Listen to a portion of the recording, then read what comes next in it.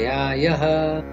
धृतराष्ट्र उवाच धर्मक्षेत्रे कुरुक्षेत्रे समवेतायुयुत्सवः मामकाः पाण्डवाश्चैव किमकुर्वत सञ्जय। सञ्जय उवाच दृष्ट्वा तु पाण्डवानीकं व्यूढं दुर्योधनस्तदा आचार्यम् उपसंगम्य राजा वचनमब्रवीत्। पश्यैतां पाण्डुपुत्राणाम् आचार्य महतीं च मुं व्यूढां द्रुपदपुत्रेण तव शिष्येण धीमता। अत्र शूरा महेश्वासा भीमार्जुनसमायुधि युयुधानो विराटश्च द्रुपदश्च महारथः दृष्टकेतुश्चेकितानः काशीराजश्च वीर्यवान् पुरुजित् कुन्तिभोजश्च शैब्यश्च नरपुङ्गवः युधामन्युश्च विक्रान्त उत्तमौजाश्च वीर्यवान् सौभद्रो द्रौपदेयाश्च सर्व एव महारथाः। अस्माकं तु विशिष्टाये तान्निबोध द्विजोत्तम नायका मम सैन्यस्य संज्ञार्थं तान् ब्रवीमि ते। भवान् भीष्मश्च कर्णश्च रूपश्च समितिञ्जयः अश्वत्थामा विकर्णश्च सौमदत्तिस्तथैव च अन्ये च बहवः शूरा मदर्थे त्यक्तजीविताः नानाशस्त्रप्रहरणाः सर्वे युद्धविशारदाः। अपर्याप्तं तदस्माकं बलं भीष्माभिरक्षितं पर्याप्तं त्विदमेतेषां बलं भीमाभिरक्षितम्। अयनेषु च सर्वेषु यथा भागम् अवस्थिताः भीष्मम् एवाभिरक्षन्तु भवन्तः सर्व एव हि। तस्य सञ्जनयन् हर्षं कुरु वृद्ध पितामह सिंहनादं विनद्योच्चैः शङ्खं दद्मौ प्रतापवान्। ततः शङ्खाश्च भैर्यश्च पणवानक गोमुखाः सहसैवाभ्यहन्यन्त सशब्दस्तु मुलोऽभवत्। ततः श्वेतैर्हयैर्युक्ते महती स्यन्दने स्थितौ माधवः पाण्डवश्चैव दिव्यौ शङ्खौ प्रदद्मतुः। पाञ्चजन्यं ऋषिकेशो देवदत्तं धनञ्जयः पौण्ड्रं दद्मौ महाशङ्खं भीमकर्मा वृकोदरः। अनन्तविजयं राजा कुन्तीपुत्रो युधिष्ठिरः नकुलः सहदेवश्च सुघोषमणिपुष्पकौ काश्यश्च परमेश्वासः शिखण्डी च महारथः दृष्टद्युम्नो विराटश्च सात्यकिश्चापराजितः। द्रुपदो द्रौपदेयाश्च सर्वशः पृथिवीपते सौभद्रश्च महाबाहु शङ्खान् दद्मो पृथक् पृथक्। स घोषो धार्तराष्ट्राणां हृदयानि व्यदारयत् नवश्च पृथिवीं चैव तुमुलोऽभ्यनुनादयन्।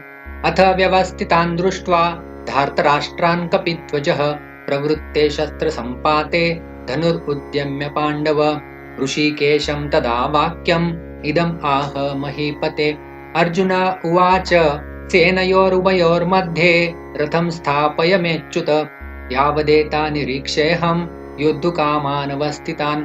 कैर्मया सह योद्धव्यम् अस्मिन् रणसमुद्यमे योत्स्यमानान् वेक्षेऽहं य एतेऽत्र समागताः धार्तराष्ट्रस्य दुर्बुद्धे युद्धे प्रियचिकीर्षवः।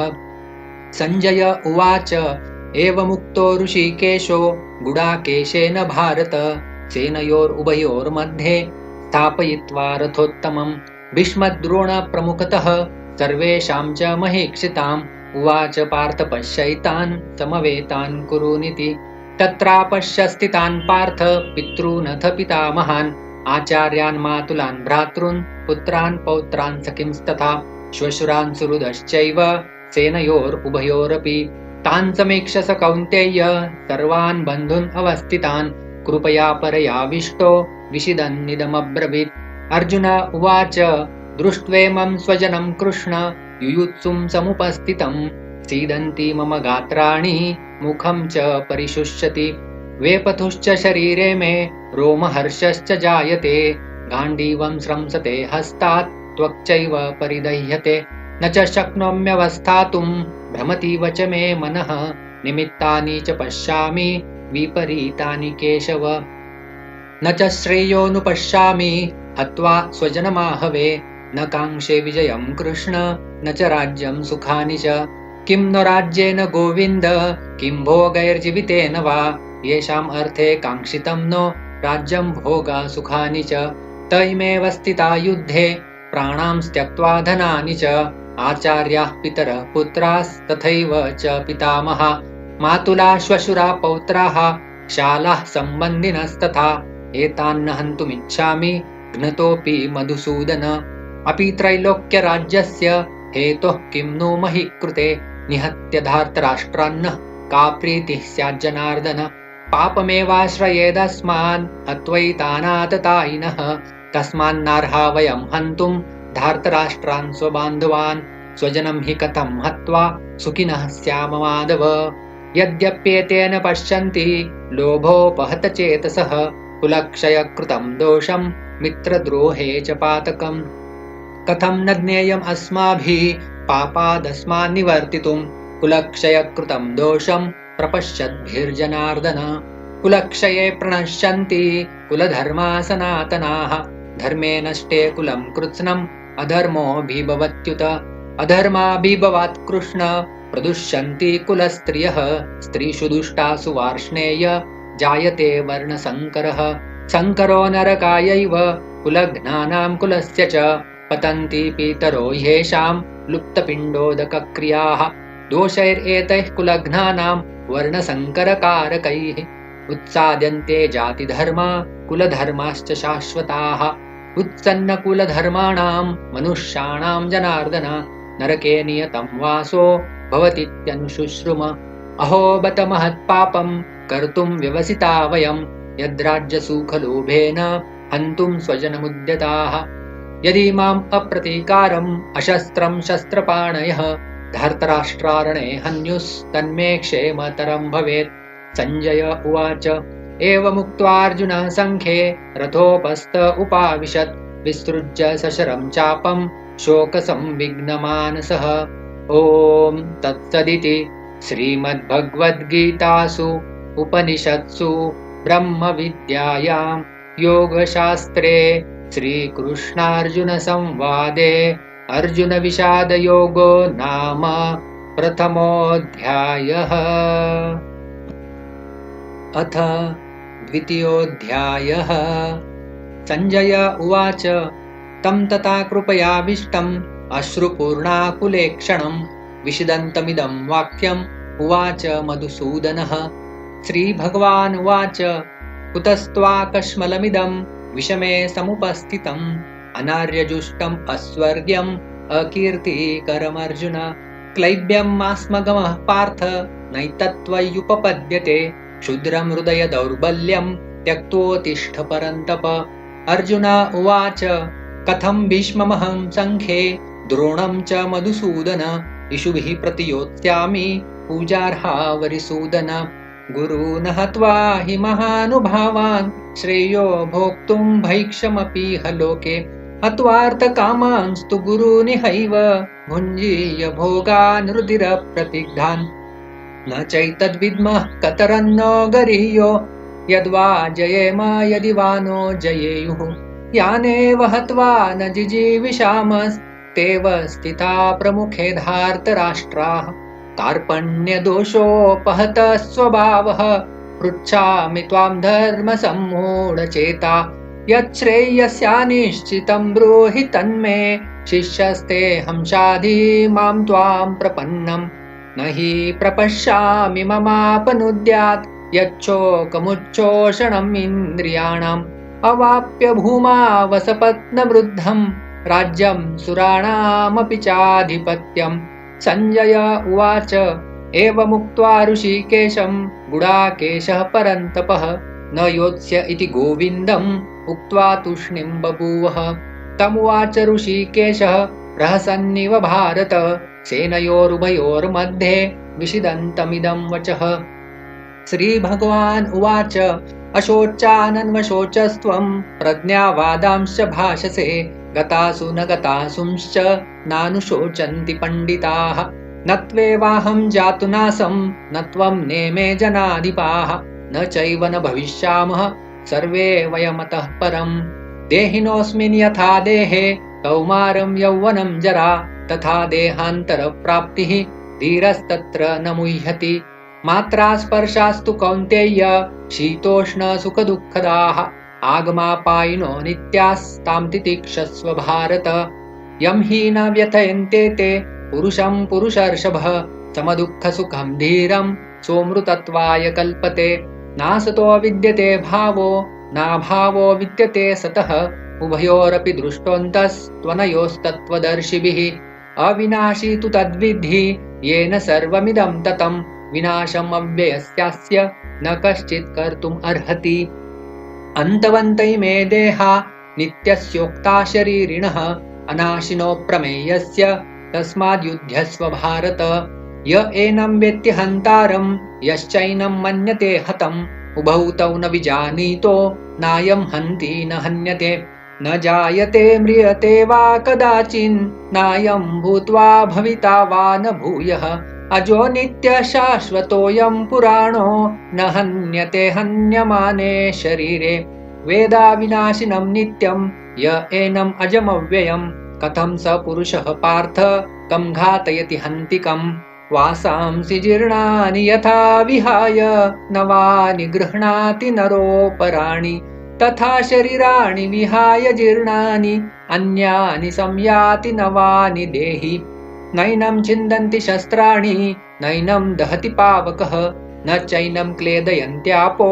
न शोषयति मारुतः अच्छेद्योऽयम् अदाह्योऽयम् अक्लेद्योशोष्य एव च नित्यसर्वगतः स्थाणुरचलोऽयं सनातनः अव्यक्तोऽयमचिन्त्योऽयम् अविकार्योऽयमुच्यते तस्मादेवं विदित्वैनं नानुशोचितुमर्हसि अथ चैनं नित्यजातं नित्यं वा मन्यसे मृतं तथापि त्वं महाबाहो नैनं शोचितुम् अर्हसि जातस्य हि ध्रुवो मृत्युर्ध्रुवं जन्म मृतस्य च तस्मादपरिहार्यर्थे न त्वं शोचितुमर्हसि अव्यक्तादीनि भूतानि व्यक्तमध्यानि भारत अव्यक्तनिधनान्येव तत्र का परिदेवना आश्चर्यवत् पश्यति कश्चिदेनम् आश्चर्यवत् वदति तथैव चान्यः आश्चर्यवच्चैनमन्यः शृणोति श्रुत्वाप्येनं वेद न चैव कश्चित् देहि नित्यमवध्योऽयं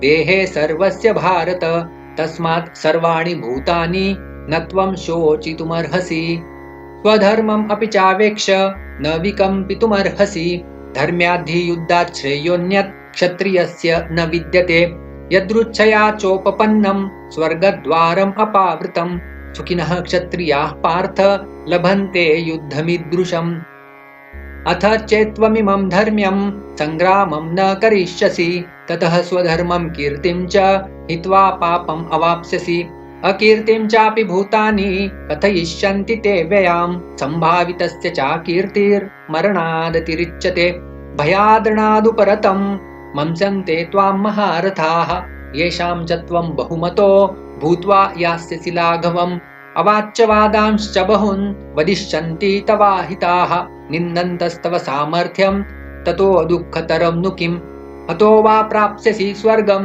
जित्वा वा भोक्ष्यसे महिम् तस्मात् उत्तिष्ठ कौन्तेय युद्धाय कृतनिश्चयः सुखदुःखे समे कृत्वा लाभालाभौ जयाजयौ ततो युद्धाय युज्यस्व नैवं पापम् अवाप्स्यसि एषा ते विहिता साङ्ख्ये बुद्धिर्योगे त्विमां शृणु बुद्ध्या युक्तो यया पार्थ कर्मबन्धं प्रहास्यसि नेहाभिक्रमनाशोऽस्ति प्रत्यवायो न विद्यते स्वल्पमप्यस्य धर्मस्य त्रायते महतो भयात् व्यवसायात्मिका बुद्धिरेकेह कुरु नन्दन बहुशाखा ह्यनन्ताश्च बुद्धयो व्यवसायिनां यामिमां पुष्पितां वाचं प्रवदन्त्यविपश्चितः वेदवादरताः पार्थ नान्यदस्तीति वादिनः कामात्मानः स्वर्गपरा जन्म कर्म फलप्रदां क्रियाविशेषबहुलां भोगैश्वर्यगतिं प्रति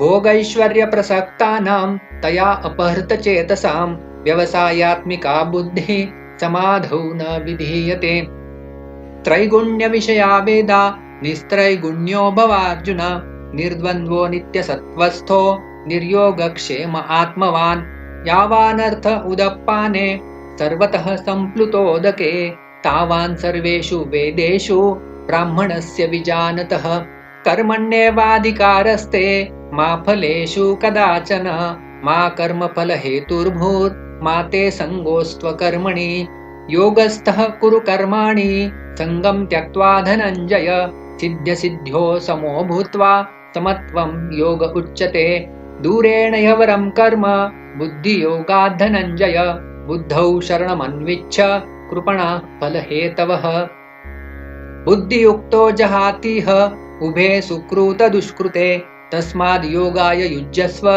योगः कर्मसु कौशलम् कर्मजं बुद्धियुक्ता हि फलं त्यक्त्वा मनीषिणः जन्मबन्धविनिर्मुक्ताः पदं गच्छन्त्यनामयम् यदा ते मोहकलिलं बुद्धिर्व्यतितरिष्यति तदा गन्तासि निर्वेदं श्रोतव्यस्य श्रुतस्य च श्रुतिभिः प्रतिपन्ना ते यदा स्थास्यति निश्चला समाधावचला बुद्धिस्तदा योगम् अवाप्स्यसि अर्जुन उवाच स्थितप्रज्ञस्य का भाषा समाधिस्तस्य केशव स्थितधिः किं प्रभाषेत किम् आसीत व्रजेत किम् श्रीभगवान् उवाच प्रजहाति यदा कामान् सर्वान् पार्थमनोगतान् आत्मन्येवात्मना तुष्टः स्थितप्रज्ञस्तदोच्यते दुःखेष्वनुद्विग्नमनाः सुखेषु विगतस्पृहः वीतरागभयक्रोधः स्थितधीर्मुनिरुच्यते यः सर्वत्रानभिस्नेहस्तत्तत्प्राप्य शुभाशुभं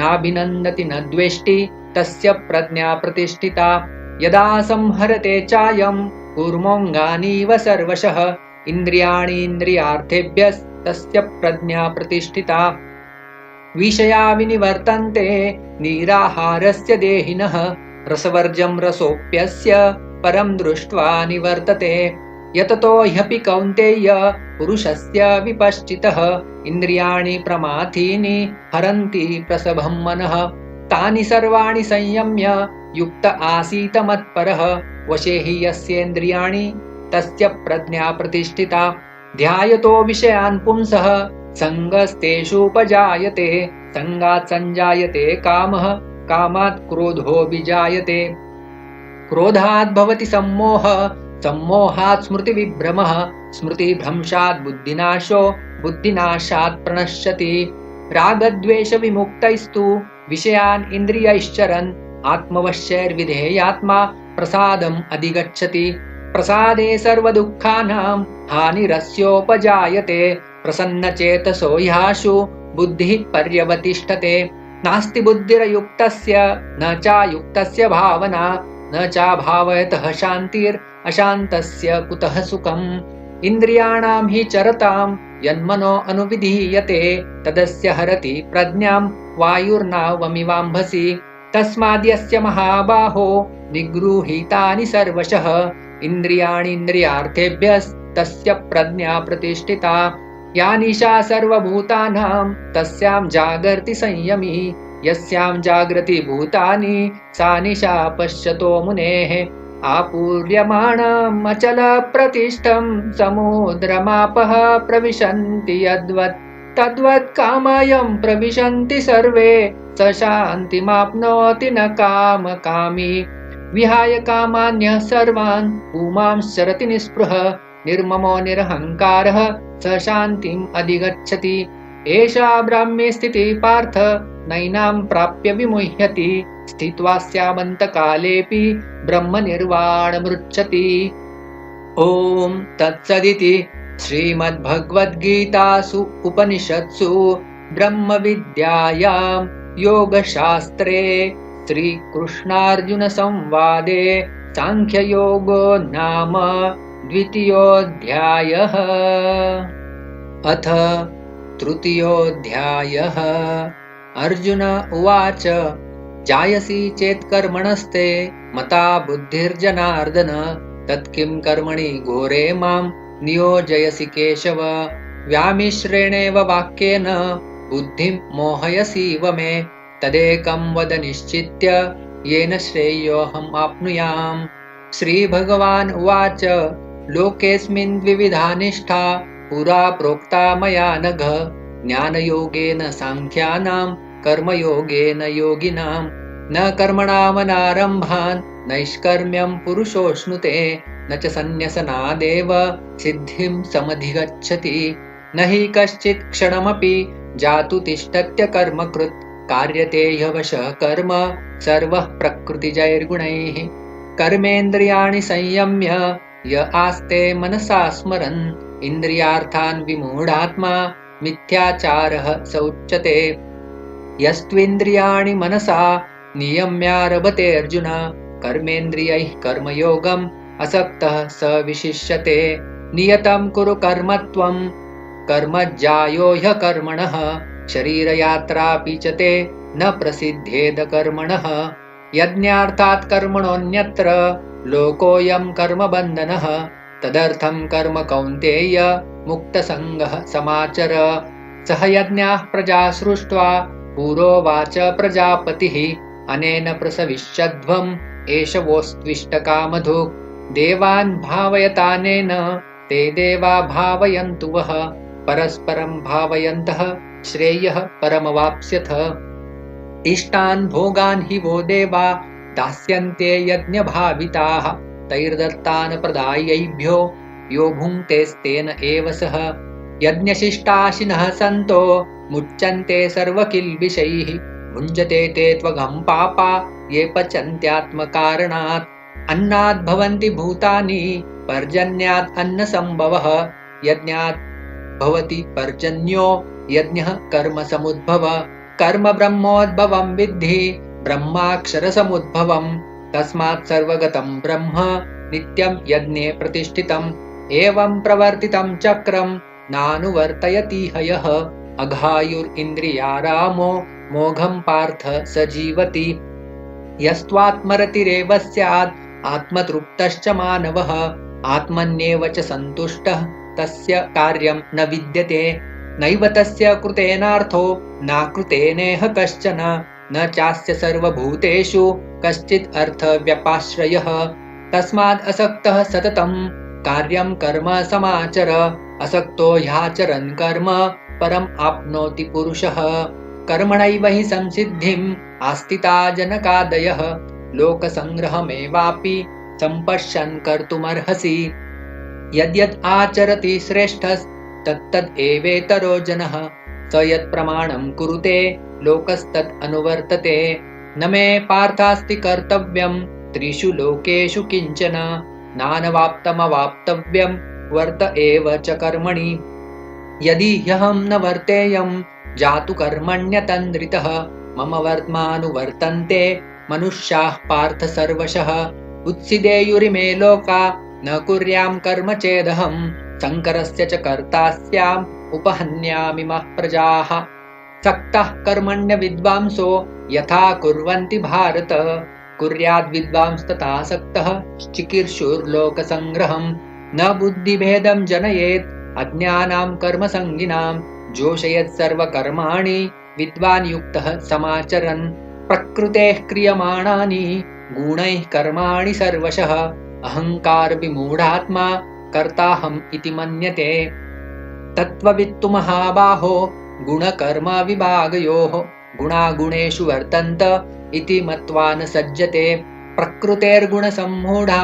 सज्जन्ते गुणकर्मसु तान् कृत्स्नविदो मन्दान् कृत्स्नविन्न विचालयेत् मयि सर्वाणि कर्माणि सन्न्यस्याध्यात्मचेतसा निराशीर्निर्ममो भूत्वा युध्यस्व विगतज्वरः ये मे मतमिदं नित्यम् अनुतिष्ठन्ति मानवाः श्रद्धावन्तोऽनुसूयन्तो मुच्यन्ते तेऽपि कर्मभिः ये त्वेददभ्यसूयन्तो नानुतिष्ठन्ति मे मतम् सर्वज्ञानविमूढांस्तान् विद्धि नष्टान् चेतसः सदृशं चेष्टते स्वस्याः प्रकृतेर्ज्ञानवानपि प्रकृतिं यान्ति भूतानि निग्रह किं करिष्यति इन्द्रियस्येन्द्रियस्यार्थे रागद्वेषौ व्यवस्थितौ तयोर्नवशमागच्छेत् तौ ह्यस्य परिपन्थिनौ श्रेयान् स्वधर्मो विगुणः परधर्मात् स्वनुष्ठितात् स्वधर्मे निधनं श्रेयः परधर्मो भयावह अर्जुन उवाच अथ केन प्रयुक्तोऽयं पापं चरति पुरुषः अनिच्छन्नपि वार्ष्णेय बलादिव नियोजितः श्रीभगवान् उवाच काम एष क्रोध एष रजो गुणसमुद्भवः महाशनो महापाप्मा विद्येनम् इह वैरिणम् धूमेनाव्रियते वह्निर् यथादर्शो मलेन च यथोल्बेनावृतो गर्भस्तथा तेनेदमावृतम् आवृत्तं ज्ञानमेतेन ज्ञानिनो नित्यवैरिणा कामरूपेण कौन्तेय दुष्पुरेण नलेन च इन्द्रियाणि मनोबुद्धिर् अस्याधिष्ठानमुच्यते एतैर्विमोहयत्येष ज्ञानम् आवृत्य देहिनम् तस्मात् त्वमिन्द्रियाण्यादौ नियम्य भरतर्षभ पाप्मानं प्रजहीहेनं ज्ञानविज्ञाननाशनम् इन्द्रियाणि पराण्याहुः इन्द्रियेभ्यः परं मनः मनसस्तु परा बुद्धिर्यो बुद्धे परतस्तु सः एवं बुद्धे परं बुद्ध्वा संस्तभ्यात्मानमात्मना जहि शत्रुं महाबाहो कामरूपं दुरासदम् ॐ तत्सदिति श्रीमद्भगवद्गीतासु उपनिषत्सु ब्रह्मविद्यायां योगशास्त्रे श्रीकृष्णार्जुनसंवादे कर्मयोगो नाम तृतीयोऽध्यायः। अथ चतुर्थोऽध्यायः। श्रीभगवान् उवाच इमं विवस्वते योगं प्रोक्तवानहमव्ययम् विवस्वान्मनवे प्राह मनुरिक्ष्वाकवे ब्रवीत् एवं परम्परा प्राप्तम् इमं राजर्षयो विदुः स कालेनेह महता योगो नष्टः परन्तप स एवायं मया तेद्य योगः प्रोक्तः पुरातनः भक्तोऽसि मे सखा चेति रहस्यम् एतदुत्तमम्। अर्जुन उवाच अपरं भवतो जन्म परं जन्म विवस्वतः कथम् एतद्विजानीयाम् त्वमादौ प्रोक्तवानिति।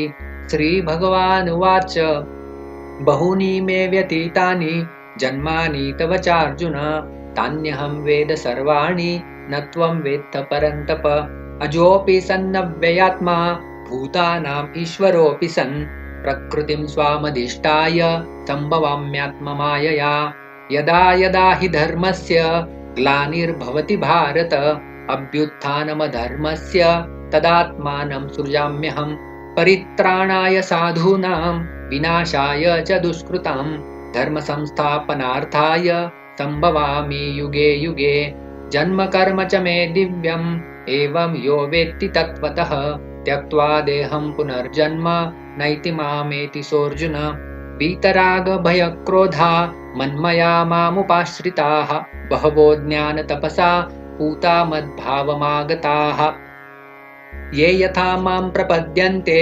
तांस्तथैव भजाम्यहं मम वर्त्मानुवर्तन्ते मनुष्याः पार्थ सर्वशः काङ्क्षन्तः कर्मणां सिद्धिं यजन्त इह देवताः क्षिप्रं हि मानुषे लोके सिद्धिर्भवति कर्मजा चातुर्वर्ण्यं मया सृष्टं गुणकर्म विभागशः तस्य कर्तारमपि मां विद्यकर्तारमव्ययम् न मां कर्माणि लिम्पन्ति न मे कर्म फले स्पृहा इति मां यो विजानाति कर्मभिर्न स बध्यते एवं ज्ञात्वा कृतं कर्म पूर्वैरपि मुमुक्षुभिः कुरु कर्मैव तस्मात् त्वं पूर्वैः पूर्वतरं कृतं किं कर्म किमकर्मेति कवयोऽप्यत्र मोहिताः तत्ते कर्म प्रवक्ष्यामि यज्ञात्वा मोक्षसे शुभात् कर्मणो ह्यपि बोद्धव्यं च विकर्मणः अकर्मणश्च बोद्धव्यं गहना कर्मणो गतिः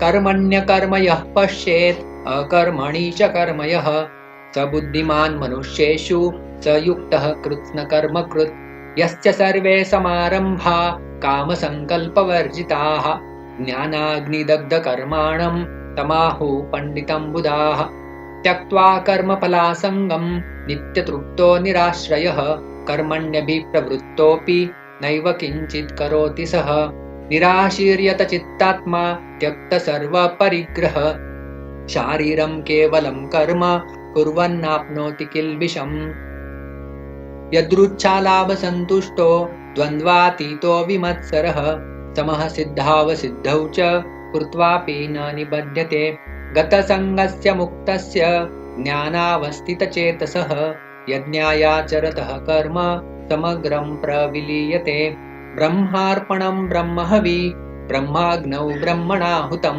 ब्रह्मैव तेन गन्तव्यं ब्रह्मकर्म समाधिना दैवमेवापरे यज्ञं योगिनः पर्युपासते ब्रह्माज्ञावपरे यज्ञं यज्ञेनैवोपजुह्वति श्रोत्रादीनिन्द्रियाण्यन्ये संयमाग्नेषु जुह्वति शब्दादीन् विषयानन्य इन्द्रियाग्नेषु जुह्वति सर्वाणीन्द्रियकर्माणि प्राणकर्माणि चापरे आत्मसंयमयोगाग्नौ जुह्वति ज्ञानदीपिते द्रव्ययज्ञास्तपो यज्ञा योगयज्ञास्तथा परे स्वाध्यायज्ञानयज्ञाश्च यतयः संशितव्रताः अपाने जुह्वति प्राणं प्राणे पानं तथा परे प्राणापानगतिरुद्ध्वा प्राणायामपरायणाः अपरे नियताहाराः प्राणान् प्राणेषु जुह्वति सर्वेप्येते यज्ञविदो यज्ञक्षपितकल्मषाः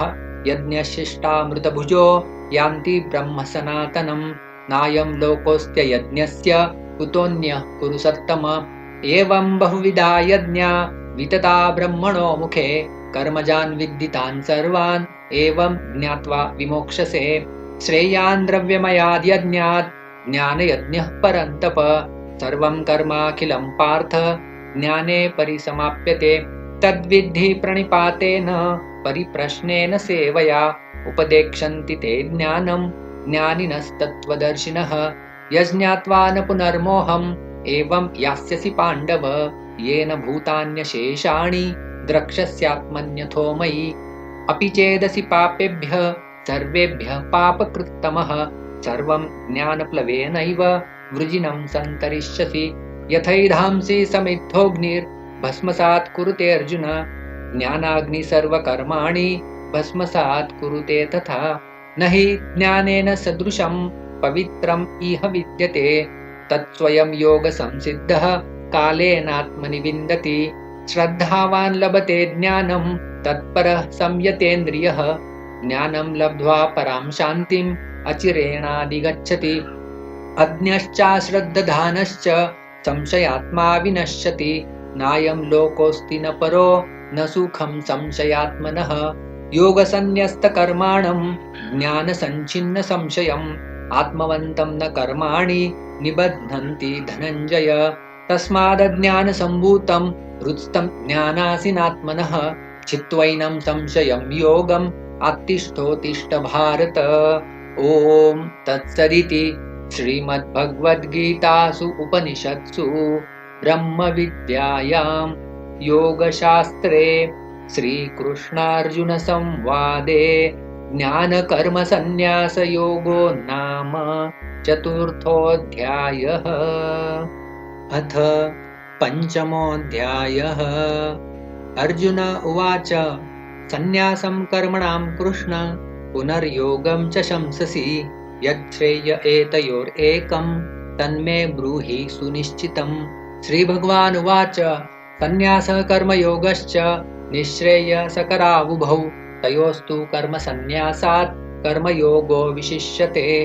ज्ञेयः स नित्यसन्न्यासी यो न द्वेष्टि न काङ्क्षति निर्द्वन्द्वो हि महाबाहो सुखं बन्धात् प्रमुच्यते। साङ्ख्ययोगौ पृथक् बालाः प्रवदन्ति न पण्डिताः एकमप्यास्थितः सम्यक् उभयोर्विन्दते फलम्। यत्साङ्ख्ये प्राप्यते स्थानं तद्योगैरपि गम्यते एकं साङ्ख्यं च योगं च यः पश्यति स पश्यति। सन्न्यासस्तु महाबाहो दुःखम् आप्तुम् अयोगतः योगयुक्तो मुनिर्ब्रह्म न चिरेणाधिगच्छति। योगयुक्तो विशुद्धात्मा विजितात्मा जितेन्द्रियः सर्वभूतात्मभूतात्मा कुर्वन्नपि न लिप्यते।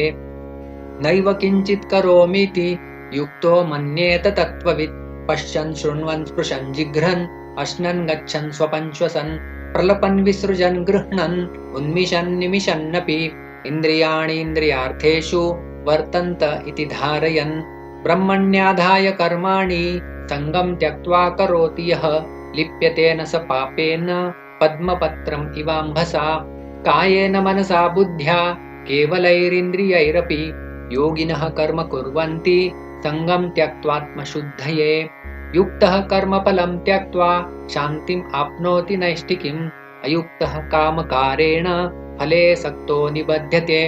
सर्वकर्माणि मनसा सन्न्यस्यास्ते सुखं वशि नवद्वारे पुरे देहि नैव कुर्वन्न कारयन् न कर्तृत्वं न कर्माणि लोकस्य सृजति प्रभुः न कर्मफलसंयोगं स्वभावस्तु प्रवर्तते नादत्ते कस्यचित् पापं न चैव सुकृतं विभुः अज्ञानेनावृतं ज्ञानं तेन मुह्यन्ति जन्तवः ज्ञानेन तु तदज्ञानं येषां नाशीतमात्मनः तेषाम् आदित्यवज्ञानं प्रकाशयति तत्परम् तद्बुद्धयस्तदात्मानस्तन्निष्ठास्तत्परायणाः गच्छन्त्य पुनरावृत्तिं ज्ञाननिर्धूतकल्मषाः विद्याविनयसम्पन्ने ब्राह्मणे गविहस्तिनि शुनि चैव स्वपाके च पण्डिताः समदर्शिनः इहैव तैर्जितः सर्गो येषां साम्ये स्थितं मनः निर्दोषं हि समं ब्रह्म तस्मात् ब्रह्मणि ते स्थिताः न प्रहृष्यत् प्रियं प्राप्य नोद्विजेत् प्राप्य चाप्रियं स्थिरबुद्धिरसम्मूढो ब्रह्मविद् ब्रह्मणि स्थितः बाह्यस्पर्शेष्वसक्तात्मा विन्दत्यात्मनि यत्सुखं स ब्रह्मयोगयुक्तात्मा सुखमक्षयमश्नुते ये हि संस्पर्शजा भोगा दुःखयोनय एव ते आद्यन्तवन्तः कौन्तेय न तेषु रमते बुधः शक्नोति हैव यः सोढुं प्राक्शरीरविमोक्षणात् कामक्रोधोद्भवं वेगं स युक्तः स सुखी नरः योऽन्तः सुखोऽन्तरारामस्तथान्तर्ज्योतिरेव यः स योगी ब्रह्मनिर्वाणं ब्रह्मभूतोऽधिगच्छति लभन्ते ब्रह्मनिर्वाणं ऋषयः क्षीणकल्मषाः छिन्नद्वैधायतात्मानः सर्वभूतहिते रताः कामक्रोधविमुक्तानां यतीनां यतचेतसाम् अभीतो ब्रह्मनिर्वाणं वर्तते विदितात्मनां स्पर्शान् कृत्वा बहिर्बाह्यांश्चक्षुश्चैवान्तरे भ्रुवोः प्राणापानौ समौ कृत्वा नासाभ्यन्तरचारिणौ यतेन्द्रियमनो बुद्धिर्मुनिर्मोक्षपरायणः विगतेच्छाभयक्रोधो यः सदा मुक्त एव सः भोक्तारं यज्ञतपसां सर्वलोकमहेश्वरं सुहृदं सर्वभूतानां ज्ञात्वा मां शान्तिमृच्छति। ॐ तत्सदिति श्रीमद्भगवद्गीतासु उपनिषत्सु ब्रह्मविद्यायां योगशास्त्रे श्रीकृष्णार्जुनसंवादे कर्मसन्न्यासयोगो नाम पञ्चमोऽध्यायः। अथ षष्ठोऽध्यायः। श्रीभगवान् उवाच अनाश्रितः कर्मफलं कार्यं कर्म करोति यः स सन्न्यासी च योगी च न निरग्निर्न चाक्रियः यं सन्न्यासमिति प्राहुर्योगं तं विद्धि पाण्डव न ह्यसन्न्यस्तसङ्कल्पो योगी भवति कश्चन आरुरुक्षोर्मुनेर्योगं कर्म कारणमुच्यते योगारूढस्य तस्यैव शमः कारणमुच्यते यदा हीनेन्द्रियार्थेषु न कर्मस्वनुषज्यते सर्वसङ्कल्पसन्न्यासी योगारूढस्तदोच्यते उद्धरेदात्मनात्मानं नात्मानम् अवसादयेत् आत्मैव ह्यात्मनो बन्धुरात्मैव रिपुरात्मनः बन्धुरात्मात्मनस्तस्य येनात्मैवात्मना जितः अनात्मनस्तु शत्रुत्वे वर्तेतात्मैव शत्रुवत् जितात्मनः प्रशान्तस्य परमात्मा समाहितः शीतोष्णसुखदुःखेषु तथा मानापमानयोः ज्ञानविज्ञानतृप्तात्मा कूटस्थो विजितेन्द्रियः युक्त इत्युच्यते योगी समलोष्ट्राश्मकाञ्चनः सुहृन्मित्रार्युदासीन मध्यस्थद्वेषबन्धुषु साधुष्वपि च पापेषु समबुद्धिर्विशिष्यते योगी युञ्जीत सततम् आत्मानं रहसि स्थितः एकाकी यतचित्तात्मा निराशीरपरिग्रह शुचौ देशे प्रतिष्ठाप्य स्थिरम् आसनमात्मनः नात्युच्छ्रितं नातिनीचं चैलाजीन कुशोत्तरं तत्रैकाग्रं मनः कृत्वा यतचित्तेन्द्रियक्रियः उपविश्यासने युञ्जात् योगम् आत्मविशुद्धये समं कायशिरोग्रीवं धारयन्नचलं स्थिरः सम्प्रेक्ष्य नासिकाग्रं स्वं दिशश्चानवलोकयन् प्रशान्तात्मा विगतभिर्ब्रह्मचारी व्रते स्थितः मनः संयम्य मच्चित्तो युक्त आसीत मत्परः युञ्जन्नेवं सदात्मानं योगी नियतमानसः शान्तिं निर्वाण परमां मत्संस्थामधिगच्छति नात्यश्नतस्तु योगोऽस्ति न चैकान्तम् अनश्नतः न चाति स्वप्नशीलस्य जाग्रतो नैव चार्जुन युक्ताहारविहारस्य युक्तचेष्टस्य कर्मसु युक्तस्वप्नावबोधस्य योगो भवति दुःखः यदा विनियतं चित्तम् आत्मन्येवावतिष्ठते निःस्पृहः सर्वकामेभ्यो युक्त इत्युच्यते तदा यथा दीपो निवातस्थो नेङ्गते सोपमा स्मृता योगिनो यतचित्तस्य युञ्जतो योगमात्मनः यत्रोपरमते चित्तं निरुद्धं योगसेवया यत्र चैवात्मनात्मानं पश्यन्नात्मनि तुष्यति सुखम् आत्यन्तिकं यत्तत् बुद्धिग्राह्यम् अतीन्द्रियं वेत्ति यत्र न चैवायं स्थितश्चलति तत्त्वतः यं लब्ध्वा चापरं लाभं मन्यतेनाधिकं ततः यस्मिन् स्थितो न दुःखेन गुरुणापि विचाल्यते तं विद्यात् दुःखसंयोगं वियोगयोगसंज्ञितं स निश्चयेन योक्तव्यो योगो निर्विण्णचेतसा सङ्कल्पप्रभवान् कामां त्यक्त्वा सर्वान् शेषतः मनसैवेन्द्रियग्रामं विनियम्य समन्ततः शनैः शनैरुपरमेत् बुद्ध्या धृतिगृहीतया आत्मसंस्थं मनः कृत्वा न किञ्चिदपि चिन्तयेत् यतो यतो निश्चलति मनश्चञ्चलमस्थिरं ततस्ततो नियम्येतत् आत्मन्येव वशं नयेत् प्रशान्तमनसं ह्येनं योगिनं सुखमुत्तमम् उपैति शान्तरजसं ब्रह्मभूतमकल्मषम् युञ्जन्नेवं सदात्मानं योगी विगतकल्मषः सुखेन ब्रह्मसंस्पर्शम् अत्यन्तं सुखमश्नुते सर्वभूतस्थमात्मानं सर्वभूतानि चात्मनि ईक्षते योगयुक्तात्मा सर्वत्र समदर्शनः यो मां पश्यति सर्वत्र सर्वं च मयि पश्यति तस्याहं न प्रणश्यामि स च मे न प्रणश्यति सर्वभूतस्थितं यो मां भजत्येकत्वमास्थितः सर्वथा वर्तमानोऽपि स योगी मयि वर्तते आत्मौपम्येन सर्वत्र समं पश्यति योऽर्जुन सुखं वा यदि वा दुःखं स योगी परमो मतः अर्जुन उवाच योऽयं योगस्त्वया प्रोक्तः साम्येन मधुसूदन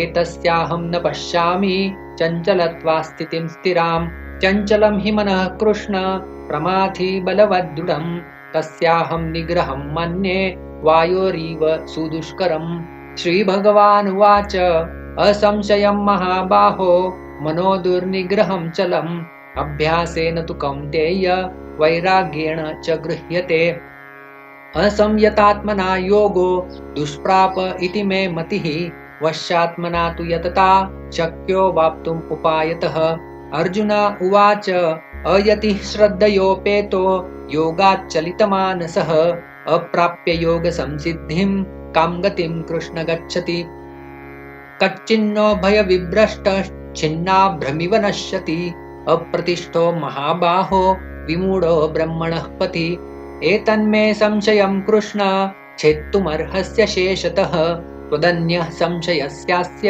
छेत्ता न ह्युपपद्यते श्रीभगवानुवाच पार्थ नैवेह नामुत्र विनाशस्तस्य विद्यते न हि कल्याणकृत् कश्चित् दुर्गतिं तात गच्छति प्राप्य पुण्यकृतां लोकान् उषित्वा शाश्वती समाः शुचिनां श्रीमतां गेहे योगभ्रष्टोऽभिजायते अथवा योगिनाम् एव कुले भवति धीमताम् एतद्धि दुर्लभतरं लोके जन्म यदीदृशं तत्र तं बुद्धिसंयोगं लभते पौर्वदेहिकं यतते च ततो भूयः संसिद्धौ कुरु नन्दन पूर्वाभ्यासेन तेनैव ह्रियते ह्यवशोऽपि सः जिज्ञासुरपि योगस्य शब्दब्रह्माति वर्तते प्रयत्नाद्यतमानस्तु योगी संशुद्धकिल्बिषः अनेकजन्म संसिद्धस्ततो याति परां गतिं तपस्विभ्योऽधिको योगी ज्ञानिभ्योऽपि मतोऽधिकः कर्मिभ्यश्चाधिको योगी तस्माद् योगी भवार्जुन योगिनाम् अपि सर्वेषां मद्गतेनान्तरात्मना श्रद्धावान् भजते यो मां स मे युक्ततमो मतः। ॐ तत्सदिति श्रीमद्भगवद्गीतासु उपनिषत्सु ब्रह्मविद्यायां योगशास्त्रे श्रीकृष्णार्जुनसंवादे आत्मसंयमयोगो नाम षष्ठोऽध्यायः। अथ सप्तमोऽध्यायः। श्रीभगवानुवाच मय्यासक्तमनः पार्थ योगं युञ्जन्मदाश्रयः असंशयं समग्रं मां यथा ज्ञास्यसि तच्छृणु। ज्ञानं तेऽहं सविज्ञानम् इदं वक्ष्याम्यशेषतः यज्ञात्वा नेह भूयोऽन्यत् ज्ञातव्यम् अवशिष्यते। मनुष्याणां सहस्रेषु कश्चित् यतति सिद्धये यतताम् अपि सिद्धानां कश्चिन्मां वेत्ति तत्त्वतः। भूमिरापो नलो वायु खं मनो बुद्धिरेव च अहङ्कार इतीयं मे भिन्ना प्रकृतिरष्टधा। अपरेयमितस्त्वन्यां प्रकृतिं विद्धि मे परां जीवभूतां महाबाहो ययेदं धार्यते जगत्। एतद्योनीनि भूतानि सर्वाणीत्युपधारय अहं कृत्स्नस्य जगतः प्रभवः प्रलयस्तथा। मत्तः परतरं नान्यत् किञ्चिदस्ति धनञ्जय मयि सर्वमिदं प्रोतं सूत्रे मणिगणा इव। रसोऽहमप्सु कौन्तेय प्रभास्मि शशिसूर्ययोः प्रणवः सर्ववेदेषु शब्दः के पौरुषं नृषु। पुण्यो गन्धः पृथिव्यां च तेजश्चास्मि विभावसौ जीवनं सर्वभूतेषु तपश्चास्मि तपस्विषु। बीजं मां सर्वभूतानां विद्धि पार्थ सनातनं बुद्धिर्बुद्धिमतामस्मि तेजस्तेजस्विनामहं। बलं बलवतां चाहं कामरागविवर्जितं धर्माविरुद्धो भूतेषु कामोऽस्मि भरतर्षभ। ये चैव सात्विका भावा राजसास्तामसाश्च ये मत्त एवेति तान् विद्धि न त्वहं तेषु ते मयि। त्रिभिर्गुणमयैर्भावैरेभिः सर्वमिदं जगत् मोहितं नाभिजानाति मामेभ्यः परमव्ययम्। दैवी ह्येषा गुणमयी मम माया दुरत्यया मामेव ये प्रपद्यन्ते मायाम् एतां तरन्ति ते। न मां दुष्कृतिनो मूढा प्रपद्यन्ते नराधमाः मायया अपहृतज्ञाना आसुरं भावमाश्रिताः। चतुर्विधा भजन्ते मां जनाः सुकृतिनोऽर्जुन आर्तो जिज्ञासुरर्तार्थी ज्ञानी च भरतर्षभ। तेषां ज्ञानी नित्ययुक्त एकभक्तिर्विशिष्यते प्रियो हि ज्ञानिनोत्यर्थम् अहं स च मम प्रियः। उदाराः सर्व एवैते ज्ञानी त्वात्मैव मे मतम् आस्थितः स हि युक्तात्मा मामेवानुत्तमां गतिम्। बहूनां जन्मनामन्ते ज्ञानवान् मां प्रपद्यते वासुदेवः सर्वमिति स महात्मा सुदुर्लभः। कामैस्तैस्तैर्हृतज्ञाना प्रपद्यन्त्यन्यदेवताः तं तं नियममास्ताय प्रकृत्या नियता स्वया। यो यो यां यां तनुं भक्तः श्रद्धयार्चितुमिच्छति तस्य तस्याचला श्रद्धां तामेव विदधाम्यहम्। स तया श्रद्धया युक्तस्तस्याराधनम् ईहते लभते च ततः कामान् मय्यैव विहितान् हितान्। अन्तवत्तु फलं तेषां तद्भवत्यल्पमेधसां देवान् देवयजो यान्ति मद्भक्ता यान्ति मामपि। अव्यक्तं व्यक्तिमापन्नं मन्यन्ते मामबुद्धयः परं भावमजानन्तो ममाव्यम् अनुत्तमम्। नाहं प्रकाशः सर्वस्य योगमाया समावृतः मूढोऽयं नाभिजानाति लोको माम् अजमव्ययम्। वेदाहं समतीतानि वर्तमानानि चार्जुन भविष्याणि च भूतानि मां तु वेद न कश्चन। इच्छाद्वेषसमुत्थेन द्वन्द्वमोहेन भारत सर्वभूतानि सम्मोहं सर्गे यान्ति परन्तप। येषां त्वन्तगतं पापं जनानां पुण्यकर्मणां ते द्वन्द्वमोहनिर्मुक्ता भजन्ते मां दृढव्रताः। जरामरणमोक्षाय मामाश्रित्य यतन्ति ये ते ब्रह्म तद्विदुः कृत्स्नम् अध्यात्मं कर्म चाखिलम् साधिभूतादिदैवं मां साधियज्ञं च ये विदुः प्रयाणकालेऽपि च मां ते विदुर्युक्तचेतसः। ॐ तत्सदिति श्रीमद्भगवद्गीतासु उपनिषत्सु ब्रह्मविद्यायां योगशास्त्रे श्रीकृष्णार्जुनसंवादे ज्ञानविज्ञानयोगो नाम सप्तमोऽध्यायः। अथ अष्टमोऽध्यायः। अर्जुन उवाच किं तद्ब्रह्म किमध्यात्मं किं कर्म पुरुषोत्तम अधिभूतं च किं प्रोक्तम् अधिदैवं किमुच्यते अधियज्ञः कथं कोत्र देहेऽस्मिन् मधुसूदन प्रयाणकाले च कथं ज्ञेयोऽसि नियतात्मभिः। श्रीभगवान् उवाच अक्षरं ब्रह्म परमं स्वभावोऽध्यात्ममुच्यते भूतभावोद्भवकरो विसर्गः कर्म संज्ञितः अधिभूतं क्षरो भावः पुरुषश्चाधिदैवतम् अधियज्ञोऽहमेवात्र देहे देहभृतां वर अन्तकाले च मामेव स्मरन् मुक्त्वा कलेवरं यः प्रयाति समद्भावं याति नास्त्यत्र संशयः यं यं वापि स्मरन् भावं त्यजत्यन्ते कलेवरं तं तमेवैति कौन्तेय सदा तद्भावभावितः। तस्मात् सर्वेषु कालेषु माम् अनुस्मर युध्य च मय्यर्पितमनो बुद्धिर्मामेवैष्यस्य संशयः अभ्यासयोगयुक्तेन चेतसा नान्यगामिना परमं पुरुषं दिव्यं याति पार्थानुचिन्तयन् कविं पुराणम् अनुशासितारम् अणोरणीयां समनुस्मरेद्यः सर्वस्य धातारमचिन्त्य रूपम् आदित्यवर्णं तमसः परस्तात् प्रयाणकाले मनसाचलेन भक्त्या युक्तो योगबलेन चैव भ्रुवोर्मध्ये प्राणमावेश्य सम्यक् स तं परं पुरुषमुपैति दिव्यम् यदक्षरं वेदविदो वदन्ति विशन्ति यद्यतयो वीतरागाः यदिच्छन्तो ब्रह्मचर्यं चरन्ति तत्ते पदं संग्रहेण प्रवक्ष्ये सर्वद्वाराणि संयम्य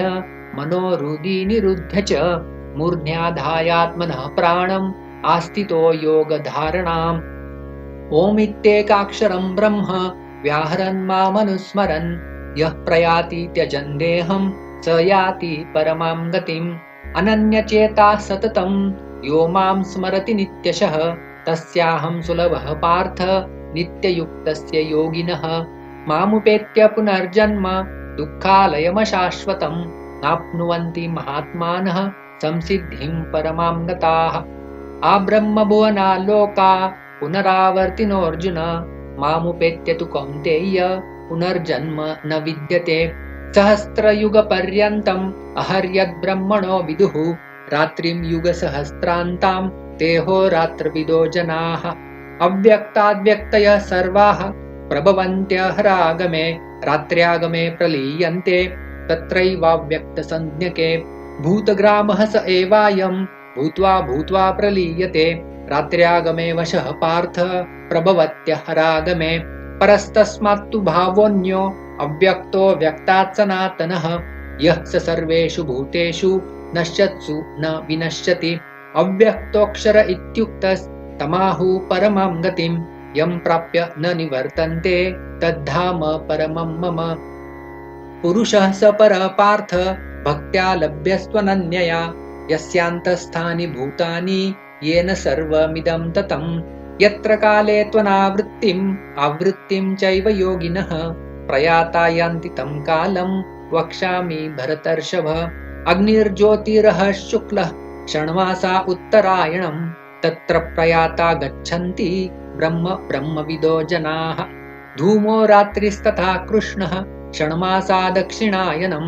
तत्र चान्द्रमसं ज्योतिर्योगी प्राप्य निवर्तते शुक्लकृष्णगति ह्येते जगतः शाश्वते मते एकया यात्यनावृत्तिम् अन्यया वर्तते पुनः नैते श्रुति पार्थ जानन् योगी मुह्यति कश्चन तस्मात् सर्वेषु कालेषु योगयुक्तो भवार्जुन। वेदेषु यज्ञेषु तपसु चैव दानेषु यत्पुण्यफलं प्रदिष्टम् अत्येति तत्सर्वमिदं विदित्वा योगी परं स्थानमुपैति चाद्यम्। ॐ तत्सदिति श्रीमद्भगवद्गीतासु उपनिषत्सु ब्रह्मविद्यायां योगशास्त्रे श्रीकृष्णार्जुनसंवादे अक्षरब्रह्मयोगो नाम अष्टमोऽध्यायः। अथ नवमोऽध्यायः। श्रीभगवानुवाच इदं तु ते गुह्यतमं प्रवक्ष्याम्यनसूयवे ज्ञानं विज्ञानसहितं यज्ञात्वा मोक्षसे शुभात्। राजविद्या राजगुह्यं पवित्रम् इदमुत्तमं प्रत्यक्षावगमं धर्म्यं सुसुखं कर्तुमव्ययम्। अश्रद्धधाना पुरुषा धर्मस्यास्य परन्तप अप्राप्य मां निवर्तन्ते मृत्युसंसारवर्त्मनि। मया ततमिदं सर्वं जगदव्यक्तमूर्तिना मत्स्थानि सर्वभूतानि न चाहं तेष्वस्थितः न च मत्स्थानि भूतानि पश्य मे योगमैश्वरम्। भूतभृन्न च भूतस्थो ममात्मा भूतभावनः। यथाकाशस्थितो नित्यं वायुः सर्वत्र गो महान् तथा सर्वाणि भूतानि मत्स्थानीत्युपधारय।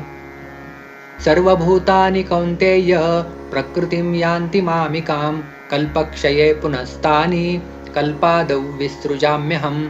प्रकृतिं स्वामवष्टभ्य विसृजामि पुनः पुनः। भूतग्राममिमं कृत्स्नम् अवशं प्रकृतेर्वशात् न च मां तानि कर्माणि निबध्नन्ति धनञ्जय। उदासीनवदासीनम् असक्तं तेषु कर्मसु मयाध्यक्षेण प्रकृतिः सूयते सचराचरं। हेतुनानेन कौन्तेय जगद्विपरिवर्तते। अवजानन्ति मां मूढा मानुषीं तनुमाश्रितं परं भावमजानन्तो मम भूतमहेश्वरं। मोघाशामोघकर्माणो मोघज्ञानाविचेतसः राक्षसीम् आसुरीं चैव प्रकृतिं मोहिनीं श्रिताः। महात्मानस्तु मां पार्थ दैवीं प्रकृतिमाश्रिताः भजन्त्यनन्यमनसो ज्ञात्वा भूतादिमव्ययम्। सततं कीर्तयन्तो मां यतन्तश्च दृढव्रताः नमस्यन्तश्च मां भक्त्या नित्ययुक्ता उपासते। ज्ञानयज्ञेन चाप्यन्ये यजन्तो मामुपासते एकत्वेन पृथक्त्वेन बहुधा विश्वतोमुखम्। अहं क्रतुरहं यज्ञः स्वदाहम् अहमौषधं मन्त्रोऽहम् अहमेवाज्यम् अहम् अग्निरहं हुतं। पिताहमस्य जगतो माता धाता पितामह वेद्यं पवित्रम् ओंकार ऋक्साम यजुरेव च। गतिर्भर्ता प्रभुः साक्षी निवासः शरणं सुहृत् प्रभवः प्रलयः स्थानं निधानं बीजमव्ययं। तपाम्यहम् अहं वर्षं निगृह्णाम्युत्सृजामि च अमृतं चैव मृत्युश्च सदसच्चाहमर्जुन। त्रैविद्या मां सोमपापूतपापा यज्ञैरिष्ट्वा स्वर्गतिं प्रार्थयन्ते ते पुण्यमासाद्य सुरेन्द्रलोकम् अश्नन्ति दिव्यान् दिवि देव भोगान्। ते तं भुक्त्वा स्वर्गलोकं विशालं क्षीणे पुण्ये मर्त्यलोकं विशन्ति। एवं त्रैधर्ममनुप्रपन्ना गतागतं कामकामा लभन्ते। अनन्याश्चिन्तयन्तो मां ये जनाः पर्युपासते तेषां नित्याभियुक्तानां योगक्षेमं वहाम्यहम्। येऽप्यन्यदेवता भक्ता यजन्ते श्रद्धयान्विताः तेऽपि मामेव कौन्तेय यजन्त्यविधिपूर्वकम्। अहं हि सर्वयज्ञानां भोक्ता च प्रभुरेव च न तु माम् अभिजानन्ति तत्त्वेन तश्चवन्ति ते। यान्ति देवव्रता देवान् पितॄन् यान्ति पितृव्रताः भूतानि यान्ति भूतेज्या यान्ति मद्याजिनोऽपि माम्। पत्रं पुष्पं फलं तोयं यो मे भक्त्या प्रयच्छति तदहं भक्ति उपहृतम् अश्नामि प्रयतात्मनः। यत्करोषि यदश्नासि यज्जुहोषि ददासि यत्तपस्यसि कौन्तेय तत्कुरुष्व मदर्पणम्। शुभाशुभफलैरेवं मोक्षसे कर्मबन्धनैः संन्यासयोगयुक्तात्मा विमुक्तो मामुपैष्यसि। समोऽहं सर्वभूतेषु न मे द्वेष्योऽस्ति न प्रियः। ये भजन्ति तु मां भक्त्या मयि ते तेषु चाप्यहम्। अपि चेत्सु दुराचारो भजते माम् अनन्यभाक् साधुरेव स मन्तव्यः सम्यक् व्यवसितो हि सः। क्षिप्रं भवति धर्मात्मा शश्वच्छान्तिं निगच्छति। कौन्तेय प्रतिजानीहि न मे भक्तः प्रणश्यति। मां हि पार्थ व्यपाश्रित्य येऽपि स्युः पापयोनयः स्त्रियो वैश्यास्तथा शूद्रास्तेऽपि यान्ति परां गतिम्। किं पुनर्ब्राह्मणा पुण्या भक्ता राजर्षयस्तथा अनित्यम् असुखं लोकम् इमं प्राप्य भजस्व माम्। मन्मना भव मद्भक्तो मद्याजी मां नमस्कुरु मामे वैश्यसि युक्त्वैवम् आत्मानं मत्परायणः। ॐ तत्सदिति श्रीमद्भगवद्गीतासु उपनिषत्सु ब्रह्मविद्यायां योगशास्त्रे श्रीकृष्णार्जुनसंवादे राजविद्या राजगुह्ययोगो नाम 9मोऽध्यायः। अथ 10मोऽध्यायः। श्रीभगवान् उवाच भूय एव महाबाहो शृणु मे परमं वचः यत्तेऽहं प्रीयमाणाय वक्ष्यामि हितकाम्यया। न मे विदुः सुरगणाः प्रभवं न महर्षयः अहम् आदिर्हि देवानां महर्षीणां च सर्वशः। यो माम् अजम् अनादिं च वेत्ति लोकमहेश्वरम् असम्मूढः समर्थेषु सर्वपापैः प्रमुच्यते। बुद्धिर्ज्ञानमसम्मोहः क्षमा सत्यं दमः शमः सुखं दुःखं भवो भावो भयं चाभयमेव च। अहिंसा समता तुष्टिः तपोदानं यशो यशः भवन्ति भावा भूतानां मत्त एव पृथग्विदाः। महर्षयः सप्त पूर्वे चत्वारो मनवस्तथा मद्भावा मानसा जाता येषां लोक इमाः प्रजाः। एतां विभूतिं योगं च मम यो वेत्ति तत्त्वतः सोऽविकल्पेन योगेन युज्यते नात्र संशयः। अहं सर्वस्य प्रभवो मत्तः सर्वं प्रवर्तते इति मत्वा भजन्ते मां बुधा भावसमन्विताः। मच्चित्ता मद्गतप्राणा बोधयन्तः परस्परं कथयन्तश्च मां नित्यं तुष्यन्ति च रमन्ति च। तेषां सततयुक्तानां भजतां प्रीतिपूर्वकं ददामि बुद्धियोगं तं येन माम् उपयान्ति ते। तेषाम् एवानुकम्पार्थम् अहम् अज्ञानजं तमः नाशयाम्यात्मभावस्थो ज्ञानदीपेन भास्वता। अर्जुन उवाच परं ब्रह्म परं धाम पवित्रं परमं भवान् पुरुषं शाश्वतं दिव्यम् आदिदेवम् अजं विभुम्। आहुस्त्वां ऋषयः सर्वे देवर्षिर्नारदस्तथा असितो देवलो व्यासः स्वयं चैव ब्रवीषि मे। सर्वमेतदृतं मन्ये यन्मां वदसि केशव न हि ते भगवन् व्यक्तिं विदुर्देवा न दानवाः। स्वयमेवात्मनात्मानं वेत्थत्वं पुरुषोत्तम भूतभावन भूतेश देवदेव जगत्पते। वक्तुमर्हस्य शेषेण दिव्या ह्यात्मविभूतयः याभिर्विभूतिभिर्लोकान् इमांस्त्वं व्याप्य तिष्ठसि। कथं विद्यामहं योगिं त्वां सदा परिचिन्तयन् केषु केषु च भावेषु चिन्त्योऽसि भगवन्मया। विस्तरेणात्मनो योगं विभूतिं च जनार्दन भूयः कथय तृप्तिर्हि शृण्वतो नास्ति मे मृतम्। श्रीभगवान् उवाच हन्त ते कथयिष्यामि दिव्या ह्यात्मविभूतयः प्राधान्यतः कुरु श्रेष्ठ नास्त्यन्तो विस्तरस्य मे। अहमात्मा गुडाकेश सर्वभूताशयस्थितः अहम् आदिश्च मध्यं च भूतानामन्तमेव च। आदित्यानाम् अहं विष्णुर्ज्योतिषां रविरंशुमान् मरीचिर्मरुतामस्मि नक्षत्राणाम् अहं शशि। वेदानां सामवेदोऽस्मि देवानामस्मि वासवः इन्द्रियाणां मनश्चास्मि भूतानामस्मि चेतना। रुद्राणां शङ्करश्चास्मि वित्तेशो यक्षरक्षसां वसूनां पावकश्चास्मि मेरुः शिखरिणामहम् पुरोधसां च मुख्यं मां विद्धि पार्थ बृहस्पतिं सेनानीनाम् अहं स्कन्दः सरसाम् अस्मि सागरः महर्षीणां भृगुरहं गिरामस्मेकमक्षरं यज्ञानां जपयज्ञोऽस्मि स्थावराणां हिमालयः अश्वत्थः सर्ववृक्षाणां देवर्षीणां च नारदः गन्धर्वाणां चित्ररथः सिद्धानां कपिलो मुनिः उच्चैश्रवसमश्वानां विद्धि माममृतोद्भवम् ऐरावतं गजेन्द्राणां नराणां च नराधिपम् आयुधानाम् अहं वज्रं धेनूनामस्मि कामधुक् प्रजनश्चास्मि कन्दर्पः सर्पाणामस्मि वासुकिः अनन्तश्चास्मि नागानां वरुणो यादसामहं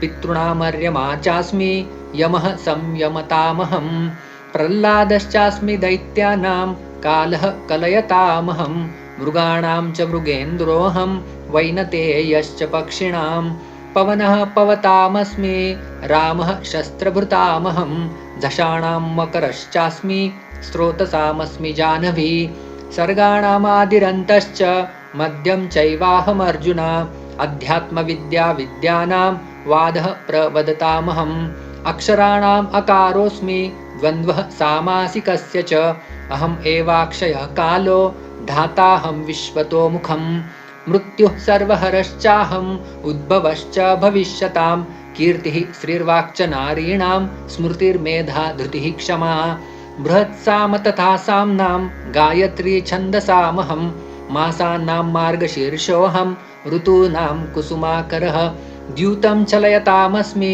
तेजस्तेजस्विनामहं जयोऽस्मि व्यवसायोऽस्मि सत्वं सत्त्ववतामहं वृष्णीनां वासुदेवोऽस्मि पाण्डवानां धनञ्जयः मुनीनाम् अप्यहं व्यासः कवीनाम् उशना कविः दण्डो दमयतामस्मि नीतिरस्मि जिगीषतां मौनं चैवास्मि गुह्यानां ज्ञानं ज्ञानवतामहं यच्चापि सर्वभूतानां बीजं तदहमर्जुन न तदस्ति विना यत् स्यान् मया भूतं चराचरं नान्तोऽस्ति मम दिव्यानां विभूतीनां परन्तप एष तुद्देशतः प्रोक्तो विभूतेर्विस्तरो मया यद्यद्विभूतिमत्सत्त्वं श्रीमदूर्जितमेव वा तत्तदेवावगच्छत्वं मम तेजोंशसम्भवम् अथवा बहुनैतेन किं ज्ञातेन तवार्जुन विष्टभ्याहमिदं कृत्स्नम् एकांशेन स्थितो जगत् ॐ तत्सदिति श्रीमद्भगवद्गीतासु उपनिषत्सु ब्रह्मविद्यायां योगशास्त्रे श्रीकृष्णार्जुनसंवादे विभूतियोगो नाम 10मोऽध्यायः।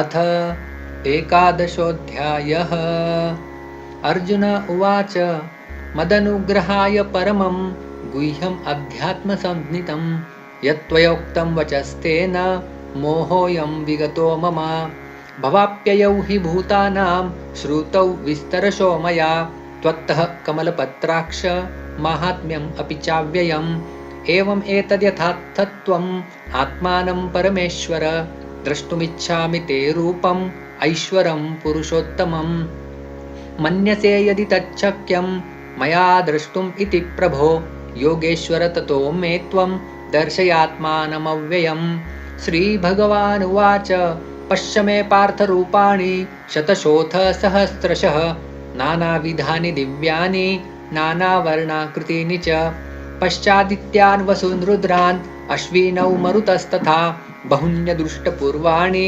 पश्चाश्चर्याणि भारत इहैकस्थं जगत्कृत्स्नं पश्चाद्य सचराचरं मम देहे गुडाकेश यच्चान्यद्द्रष्टुमिच्छसि न तु मां शक्यसे द्रष्टुम् अनेनैव स्वचक्षुषा दिव्यं ददामि ते चक्षुः पश्य मे योगमैश्वरम् सञ्जय उवाच एवमुक्त्वा ततो राजन् महायोगेश्वरो हरिः दर्शयामास पार्थाय परमं रूपमैश्वरम् अनेकवक्त्रनयनम् अनेकाद्भुतदर्शनम् अनेकदिव्याभरणम् दिव्यानेकोद्यतायुधम् दिव्यमाल्याम्बरधरम् दिव्यगन्धानुलेपनम् सर्वाश्चर्यमयं देवम् अनन्तं विश्वतोमुखं दिवि सूर्यसहस्रस्य भवेद्युगपद उत्थिताः यदि भासदृशी सा स्यात् भासस्तस्य महात्मनः तत्रैकस्तं जगत्कृत्स्नं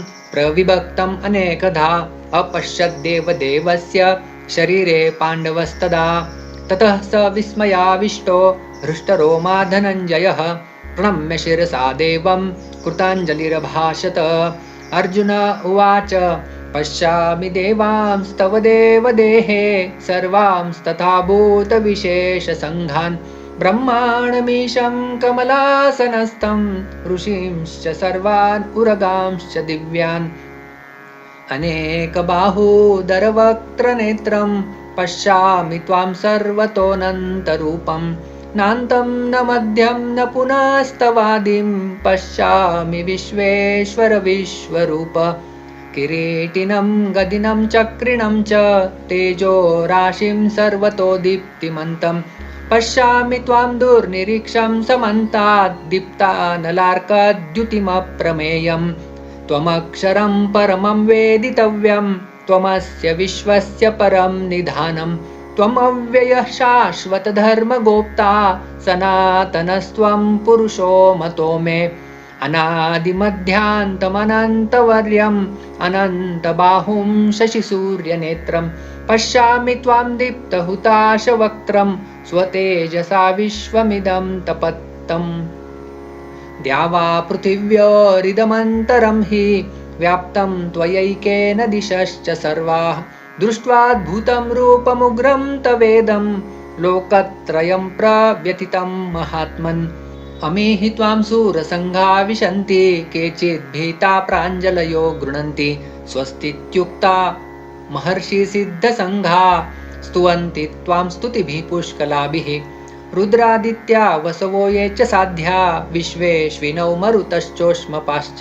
गन्धर्वयक्षासुरसिद्धसङ्गा वीक्षन्ते त्वां विस्मिताश्चैव सर्वे रूपं महत्ते बहुवक्त्रनेत्रं महाबाहो बहुबाहुरुपादं बहुदरं बहुदंष्ट्राकरालं दृष्ट्वा लोकाः प्रव्यथितास्तताहं नभःस्पृशं दीप्तमनेकवर्णं व्यात्ताननं दीप्तविशालनेत्रं दृष्ट्वा हि त्वां प्रव्यथितान्तरात्मा धृतिं न विन्दामि शमं च विष्णो दंष्ट्राकरालानि च ते मुखानि दृष्ट्वैव कालानलसन्निभानि दिशो न जाने न लभे च शर्म प्रसीद देवेश जगन्निवास अमी च त्वां धृतराष्ट्रस्य पुत्रा सर्वे सहैवावनिपालसङ्घै भीष्मो द्रोणः सूत्रपुत्रस्तथासौ सहास्मदीयैरपि योधमुख्यै वक्त्राणि ते त्वरमाणा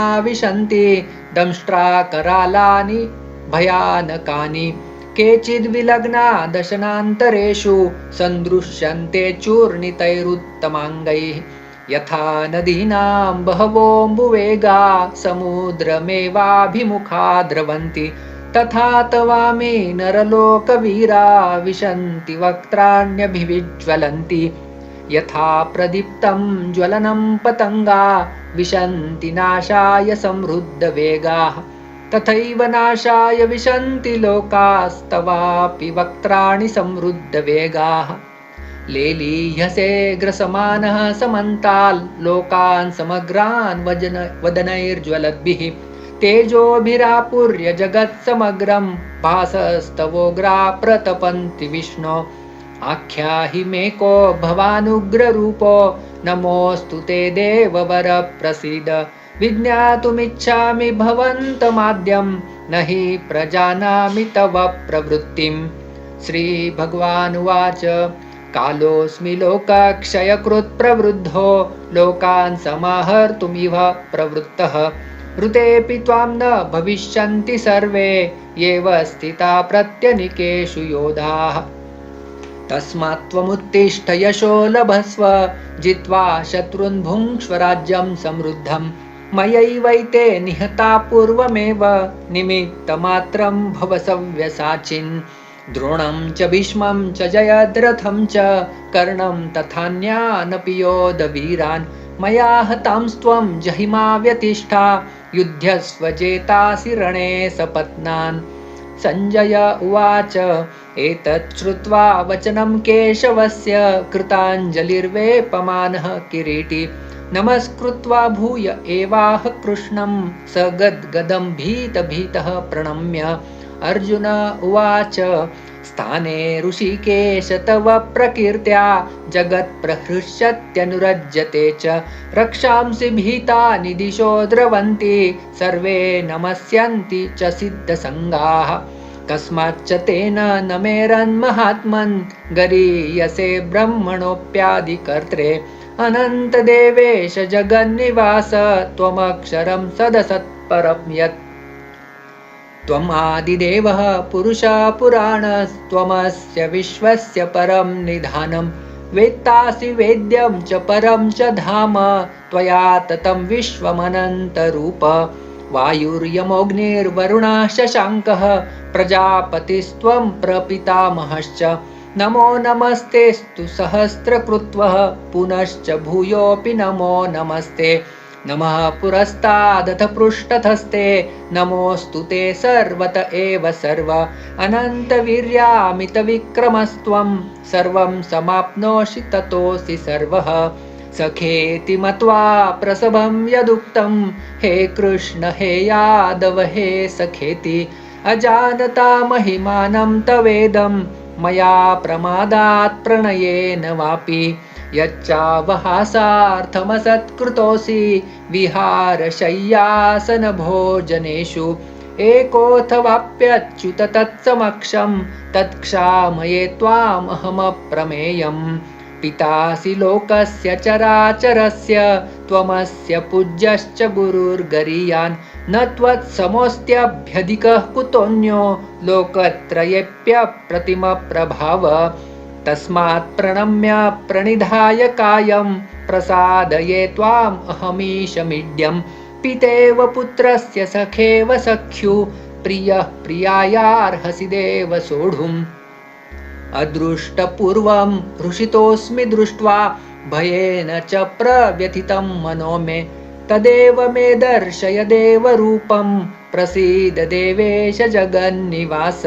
किरीटिनं गदिनं चक्रहस्तम् इच्छामि त्वां द्रष्टुमहं तथैव तेनैव रूपेण चतुर्भुजेन सहस्रबाहो भव विश्वमूर्ते। श्रीभगवानुवाच मया प्रसन्नेन तवार्जुनेदं रूपं परं दर्शितमात्मयोगात् तेजोमयं विश्वमनन्तमाद्यं यन्मे त्वदन्येन न दृष्टपूर्वं। न वेदयज्ञाध्ययनैर्न दानैर्न च क्रियाभिर्न तपोभिरुग्रैः एवं रूपः शक्य अहं नृलोके द्रष्टुं त्वदन्येन कुरु प्रवीर। मा ते व्यथा मा च विमूढभावो दृष्ट्वा रूपं घोरमिद्रुं ममेदं व्यपेतभिप्रीतमना पुनस्त्वं तदेव मे रूपमिदं प्रपश्य। सञ्जय उवाच इत्यर्जुनं वासुदेवस्ततोक्त्वा स्वकं रूपं दर्शयामास भूयः आश्वासयामास च भीतमेनं भूत्वा पुनः सौम्यवपुर्महात्मा। अर्जुन उवाच दृष्ट्वेदं मानुषं रूपं तव सौम्यं जनार्दन इदानीमस्मि संवृत्तः सचेतः प्रकृतिं गतः। श्रीभगवानुवाच सुदुर्दर्शमिदं रूपं दृष्टवानसि यन्मम देवा अप्यस्य रूपस्य नित्यं दर्शिनकाङ्क्षिणः। नाहं वेदैर्न तपसा न दानेन न चेज्जया शक्य एवं विधो द्रष्टुं दृष्टवानसि मां यथा। भक्त्या त्वनन्यया शक्य अहम् एवं विधोऽर्जुन ज्ञातुं द्रष्टुं च तत्त्वेन प्रवेष्टुं च परन्तप। मत्कर्म कृन्मत्परमो मद्भक्तः सङ्गवर्जितः निर्वैरः सर्वभूतेषु यः स मामेति पाण्डव। ॐ तत्सदिति श्रीमद्भगवद्गीतासु उपनिषत्सु ब्रह्मविद्यायां योगशास्त्रे श्रीकृष्णार्जुनसंवादे विश्वरूपदर्शनयोगो नाम 11 अथ द्वादशोऽध्यायः। अर्जुन उवाच एवं सततयुक्ता ये भक्तास्त्वां पर्युपासते ये चाप्यक्षरमव्यक्तं तेषां के योगवित्तमाः। श्रीभगवानुवाच मय्यावेश्य मनो ये मां नित्ययुक्ता उपासते श्रद्धया परयोपेतास्ते मे युक्ततमा मताः। ये त्वाक्षरमनिर्देश्यम् अव्यक्तं पर्युपासते सर्वत्र गमचिन्त्यं च कूटस्थम् अचलं ध्रुवं संयम्येन्द्रियग्रामं सर्वत्र समबुद्धयः ते प्राप्नुवन्ति मामेव सर्वभूतहिते रताः। क्लेशो अधिकतरस्तेषाम् अव्यक्तासक्तचेतसाम् अव्यक्ता हि गतिर्दुःखं देहवद्भिरवाप्यते। ये तु सर्वाणि कर्माणि मयि सन्न्यस्य मत्पराः अनन्येनैव योगेन मां ध्यायन्त उपासते तेषाम् अहं समुद्धर्ता मृत्युसंसारसागरात् भवामि न चिरात् पार्थ मय्यावेशितचेतसां।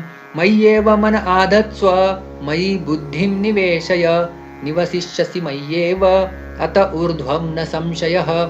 अथ चित्तं समाधातुं न शक्नोषि मयि स्थिरम् अभ्यासयोगेन ततो माम् इच्छाप्तुं धनञ्जय। अभ्यासेऽप्यसमर्थोऽसि मत्कर्म परमो भव मदर्थम् अपि कर्माणि कुर्वन् सिद्धिम् अवाप्स्यसि। अथैतदप्यशक्तोऽसि कर्तुं मद्योगमाश्रितः सर्वकर्मफलत्यागं ततः कुरु यतात्मवान्। श्रेयो हि ज्ञानमभ्यासात् ज्ञानात् ध्यानं विशिष्यते ध्यानात् कर्मफलत्यागः त्यागात् शान्तिरनन्तरम्। अद्वेष्टा सर्वभूतानां मैत्रः करुण एव च निर्ममो निरहङ्कारः समदुःखसुखक्षमी सन्तुष्टः सततं योगी यतात्मा दृढनिश्चयः मय्यर्पितमनो बुद्धिः यो मद्भक्तः मे प्रियः। यस्मान्नो द्विजते लोको लोकान्नो द्विजते च यः हर्षामर्षभयोद्वेगैः मुक्तो यः स च मे प्रियः। अनपेक्षः शुचिर्दक्ष उदासीनो गतव्यतः सर्वारम्भपरित्यागी यो मद्भक्तः स मे प्रियः। यो न हृष्यति न द्वेष्टि न शोचति न काङ्क्षति शुभाशुभपरित्यागी भक्तिमान्यः स मे प्रियः।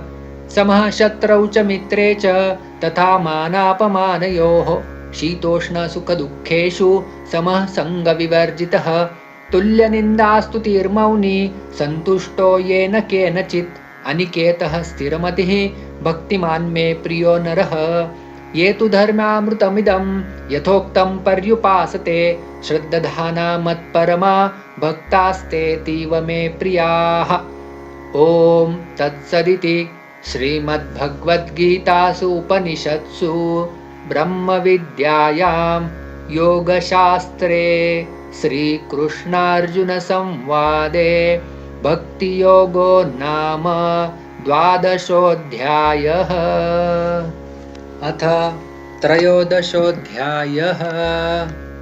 अर्जुन उवाच प्रकृतिं पुरुषं चैव क्षेत्रं क्षेत्रज्ञमेव च एतद्वेदितुमिच्छामि ज्ञानं ज्ञेयं च केशव।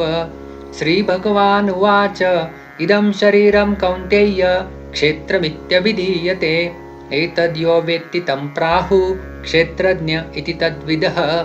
क्षेत्रज्ञं चापि मां विद्धि सर्वक्षेत्रेषु भारत क्षेत्रक्षेत्रज्ञयोर्ज्ञानं यत्तज्ज्ञानं मतं मम। तत्क्षेत्रं यच्च यादृक् च यद्विकारी यतश्च यत् स च यो यत्प्रभावश्च तत्समासेन मे शृणु। ऋषिभिर्बहुधा गीतं छन्दोभिर्विविधैः पृथक् ब्रह्मसूत्रपदैश्चैव हेतुमद्भिर्विनिश्चितैः।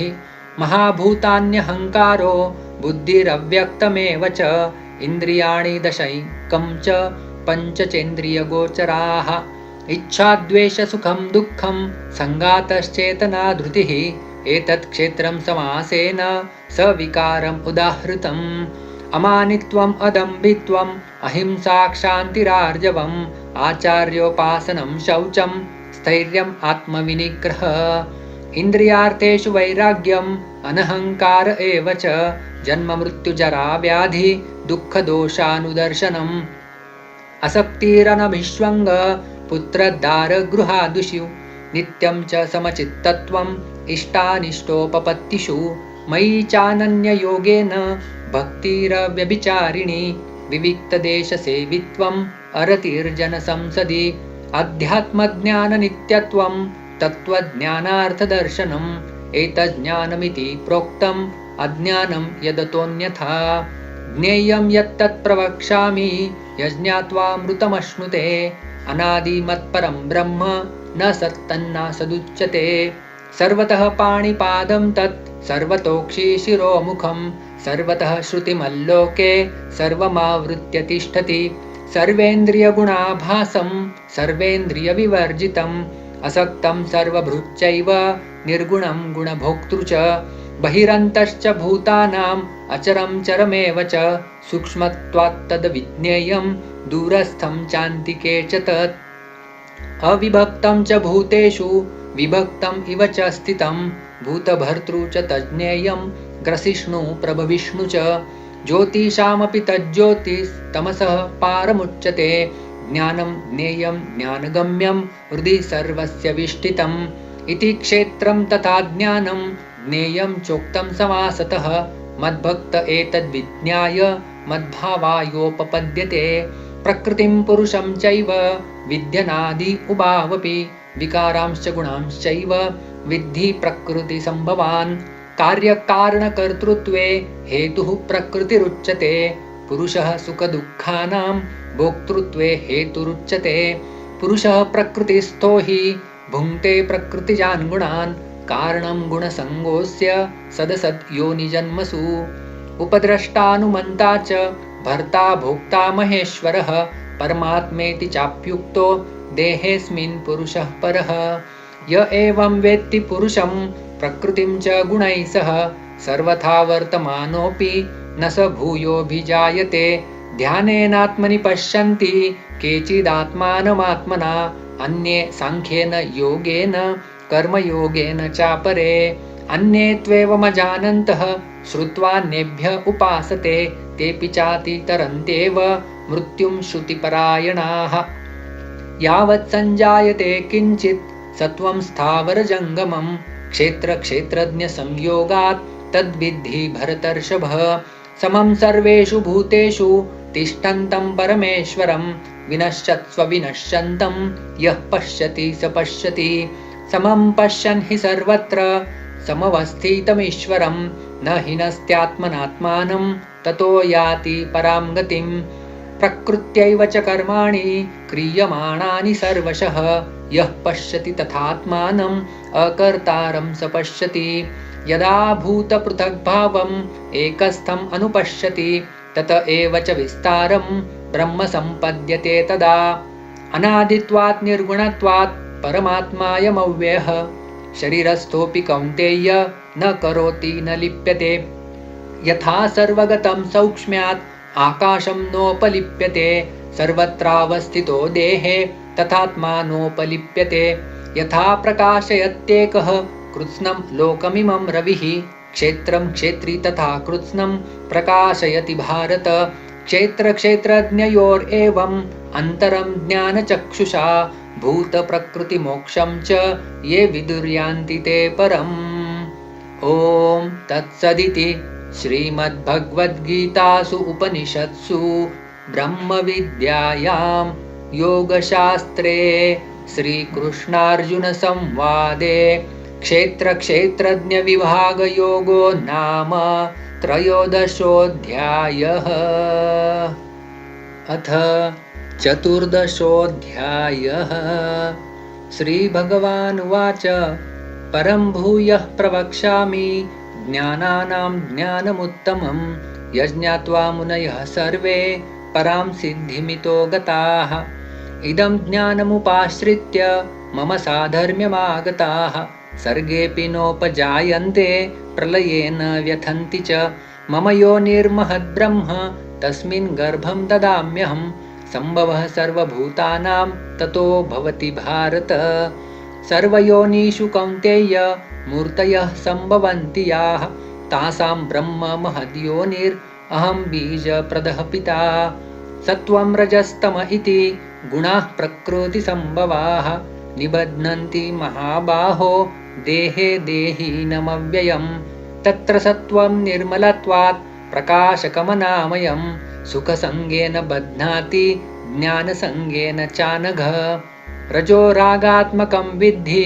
तृष्णासंगसमुद्भवं तन्निबध्नाति कौन्तेय कर्मसंगेन देहिनं तमस्त्वज्ञानजं विद्धि मोहनं सर्वदेहिनां प्रमादालस्य निद्राभिस्तन्निबध्नाति भारत सत्वं सुखे संजयति रजः कर्मणि भारत ज्ञानमावृत्य तु तमः प्रमादे संजयत्युत रजस्तमश्चाभिभूयः सत्वं भवति भारत रजः सत्वं तमश्चैव तमः सत्वं रजस्तथा सर्वद्वारेषु देहेऽस्मिन् प्रकाश उपजायते ज्ञानं यदा तदा विद्यात् विवृद्धं सत्वमित्युत लोभः प्रवृत्तिरारम्भः कर्मणामशमः स्पृहा रजस्येतानि जायन्ते विवृद्धे भरतर्षभ अप्रकाशो प्रवृत्तिश्च प्रमादो मोह एव च तमस्येतानि जायन्ते विवृद्धे कुरु नन्दन यदा सत्त्वे प्रवृद्धे तु प्रलयं याति देहभृत् तदोत्तमविदां लोकान् अमलान् प्रतिपद्यते रजसि प्रलयं गत्वा कर्मसङ्गीषु जायते तथा प्रलीनस्तमसि मूढयोनिषु जायते कर्मणः सुकृतस्याहुः सात्विकं निर्मलं फलं रजसस्तु फलं दुःखम् अज्ञानं तमसः फलं सत्त्वात् संजायते ज्ञानं रजसो लोभ एव च प्रमादमोहौ तमसो भवतो अज्ञानमेव च ऊर्ध्वं गच्छन्ति सत्त्वस्था मध्ये तिष्ठन्ति राजसाः जगन्यगुणवृत्तिस्था अधो गच्छन्ति तामसाः नान्यं गुणेभ्यः कर्तारं यदा द्रष्टानुपश्यति गुणेभ्यश्च परं वेत्ति मद्भावं सोऽधिगच्छति गुणान् एतान् अतीत्यत्रिन् देहि देहसमुद्भवान्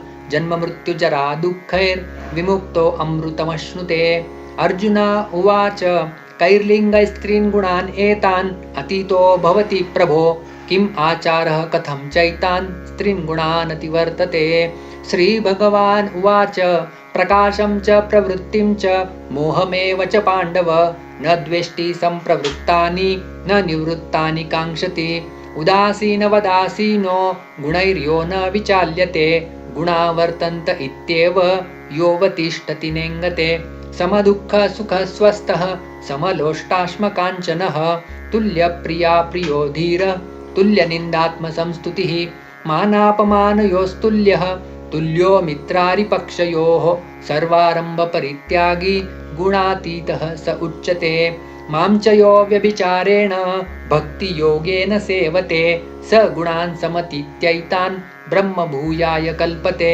ब्रह्मणो हि प्रतिष्ठाहम् अमृतस्याव्ययस्य च शाश्वतस्य च धर्मस्य सुखस्यैकान्तिकस्य च ॐ तत्सदिति श्रीमद्भगवद्गीतासु उपनिषत्सु ब्रह्मविद्यायां योगशास्त्रे श्रीकृष्णार्जुनसंवादे गुणत्रयविभागयोगो नाम 14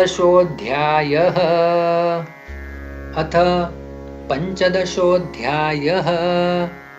श्रीभगवान् उवाच ऊर्ध्वमूलम् अधः शाखम् अश्वत्थं प्राहुरव्ययम् छन्दांसि यस्य पर्णानि यस्तं वेद स वेदवित् अधश्चोर्ध्वं प्रसृतास्तस्य शाखा गुणप्रवृद्धा विषयप्रवालाः अधश्च मूलान्यनुसन्ततानि कर्मानुबन्धीनि मनुष्यलोके न रूपमस्येह तथोपलभ्यते नान्तो न चादिर्न च सम्प्रतिष्ठा अश्वत्थमेनं सुविरूढमूलम् असङ्गशस्त्रेण दृढेन छित्त्वा ततः पदं तत्परिमार्गितव्यं यस्मिन् गता न निवर्तन्ति भूयः तमेव चाद्यं पुरुषं प्रपद्ये यतः प्रवृत्तिः प्रसृता पुराणी निर्मानमोहाजितसङ्गदोषा अध्यात्मनित्या विनिवृत्तकामा द्वन्द्वैर्विमुक्ताः सुखदुःखसंज्ञैर्गच्छन्त्यमूढा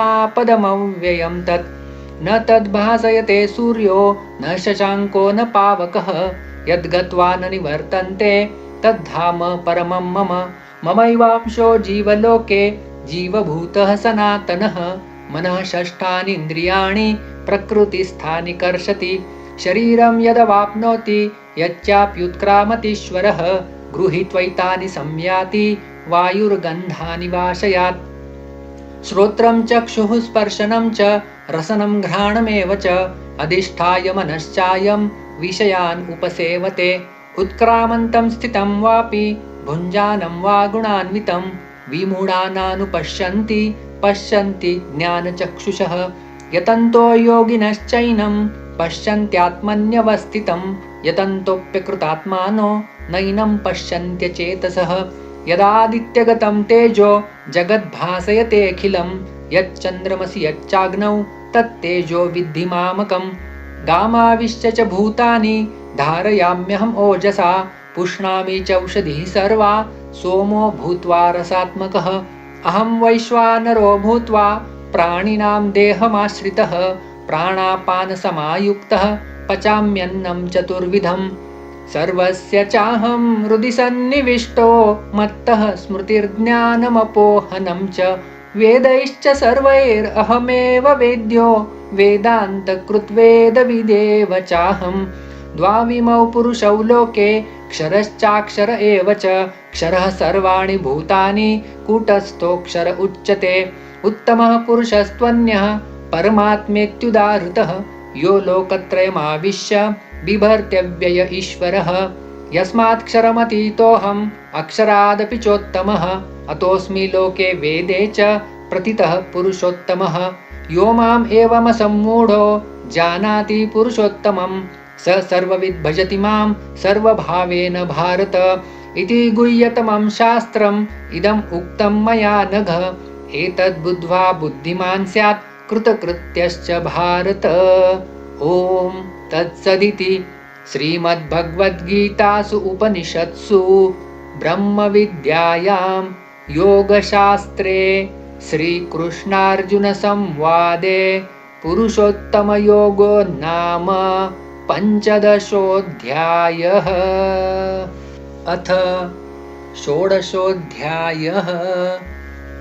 श्रीभगवानुवाच अभयं सत्त्वसंशुद्धिर्ज्ञानयोगव्यवस्थितिः दानं दमश्च यज्ञश्च स्वाध्यायस्तप आर्जवम् अहिंसा सत्यमक्रोधः त्यागः शान्तिरपैशुनं दया भूतेष्वलोलुप्त्वं मार्दवं ह्रीरचापलं तेजः क्षमा धृतिः शौचम् अद्रोहो नातिमानिता भवन्ति सम्पदं दैवीम् अभिजातस्य भारत दम्भो दर्पोऽभिमानश्च क्रोधः पारुष्यमेव च अज्ञानं चाभिजातस्य पार्थसम्पदमासुरीम् दैवी सम्पद्विमोक्षाय निबन्धायासुरीमता मा शुचः सम्पदं दैवीम् अभिजातोऽसि पाण्डव द्वौ भूतसर्गौ लोकेऽस्मिन् दैव आसुर एव च दैवो विस्तरशः प्रोक्तः आसुरं पार्थ मे शृणु प्रवृत्तिं च निवृत्तिं च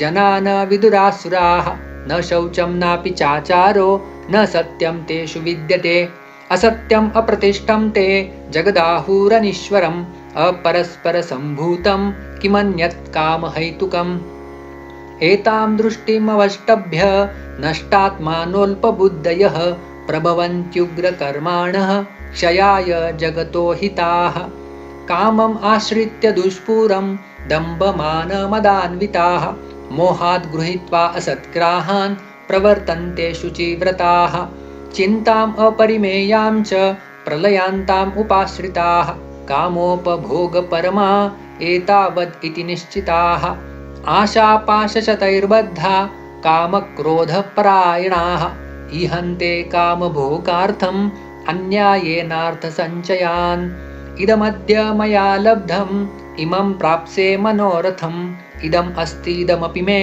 भविष्यति पुनर्धनम् असौ मया हतः शत्रुर्हनिष्ये चापरानपि ईश्वरोऽहम् अहं भोगी सिद्धोऽहं बलवान् सुखी आढ्योऽभिजनवानस्मि कोऽन्योऽस्ति सदृशो मया यक्षे दास्यामि मोदिष्य इत्यज्ञानविमोहिताः अनेकचित्तविभ्रान्ता मोहजालसमावृताः प्रसक्ताः कामभोगेषु पतन्ति नरकेषु च आत्मसम्भाविता स्तब्धा धनमानमदान्विताः यजन्ते नाम यज्ञैस्ते दम्भेनाविधिपूर्वकम् अहङ्कारं बलं दर्पं कामं क्रोधं च संश्रिताः मामात्मपरदेहेषु प्रद्विषन्तोऽभ्यसूयकाः तानहं द्विषतः क्रूरान् संसारेषु नराधमान् क्षिपाम्यजस्त्रमशुवान् आसुरीष्वेव योनिषु आसुरीं योनिमापन्ना मूढा जन्मनि जन्मनि माम प्राप्यैव कौन्तेय ततो यान्त्यधमां गतिं त्रिविधं नरकस्येदं द्वारं नाशनमात्मनः कामः क्रोधस्तथा लोभस्तस्मादेतत्त्रयं त्यजेत् एतैर्विमुक्तः कौन्तेय तमोद्वारैस्त्रिभिर्नरः आचरत्यात्मनः श्रेयस्ततो याति परां गतिं यः शास्त्रविधिमुत्सृज्य वर्तते कामकारतः न स सिद्धिम् अवाप्नोति न सुखं न परां गतिं तस्मात् शास्त्रं प्रमाणं ते कार्याकार्यव्यवस्थितौ ज्ञात्वा शास्त्रविधानोक्तं कर्म कर्तुम् इहार्हसि। ॐ तत्सदिति श्रीमद्भगवद्गीतासु उपनिषत्सु ब्रह्मविद्यायां योगशास्त्रे श्रीकृष्णार्जुनसंवादे दैवासुरसम्पद्विभागयोगो नाम षोडशोऽध्यायः। अथ सप्तदशोऽध्यायः। अर्जुन उवाच ये शास्त्रविधिमुत्सृज्य यजन्ते श्रद्धयान्विताः तेषां निष्ठा तु का कृष्ण सत्त्वमाहो रजस्तमः। श्रीभगवानुवाच त्रिविधा भवति श्रद्धा देहिनां सा स्वभावजा सात्विकी राजसी चैव तामसी चेति तां शृणु। सत्त्वानुरूपा सर्वस्य श्रद्धा भवति भारत श्रद्धामयोऽयं पुरुषो यो यच्छ्रद्धः स एव सः। यजन्ते सात्विका देवान् यक्षरक्षांसि राजसाः प्रेतान् भूतगणांश्चान्ये यजन्ते तामसा जनाः।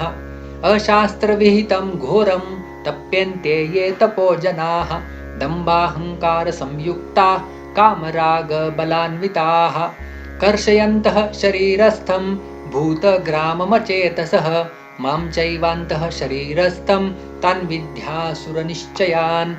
आहारस्त्वपि सर्वस्य त्रिविधो भवति प्रियः यज्ञस्तपस्तथा दानं तेषां भेदमिमं शृणु।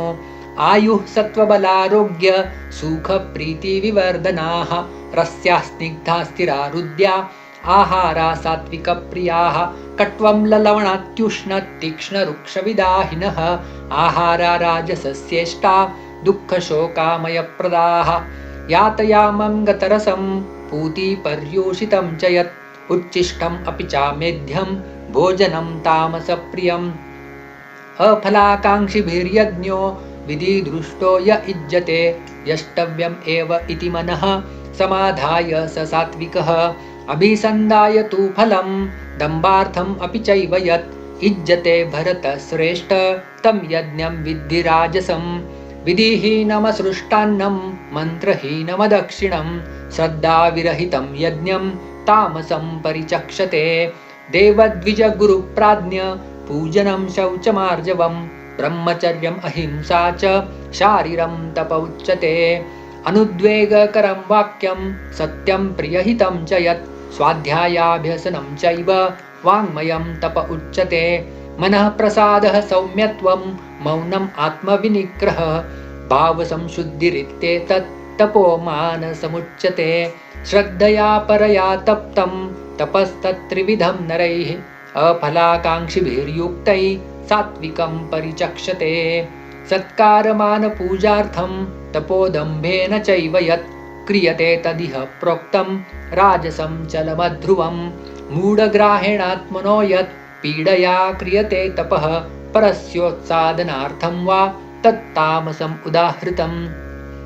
दातव्यम् इति यद्दानं दीयतेऽनुपकारिणे देशे काले च पात्रे च तद्दानं सात्विकं स्मृतं। यत्तु प्रत्युपकारार्थं फलम् उद्दिश्य वा पुनः दीयते च परिक्लिष्टं तद्दानं राजसं स्मृतम्। अदेशकाले यद्दानम् अपात्रेभ्यश्च दीयते असत्कृतम् अवज्ञातं तत्तामसम् उदाहृतम्। ॐ तत्सदिति निर्देशो ब्रह्मणस्त्रिविधः स्मृतः। ब्राह्मणास्तेन वेदाश्च यज्ञाश्च विहिता पुरा। तस्माद् ॐ इत्युदाहृत्य यज्ञदानतपः क्रियाः प्रवर्तन्ते विधानोक्ता सततं ब्रह्मवादिनां। तदित्यनभिसन्धाय फलं यज्ञतपः क्रियाः दानक्रियाश्च विविधाः क्रियन्ते मोक्षकाङ्क्षिभिः। सद्भावे साधुभावे च सदित्येतत् प्रयुज्यते प्रशस्ते कर्मणि तथा सच्छब्दः पार्थयुज्यते।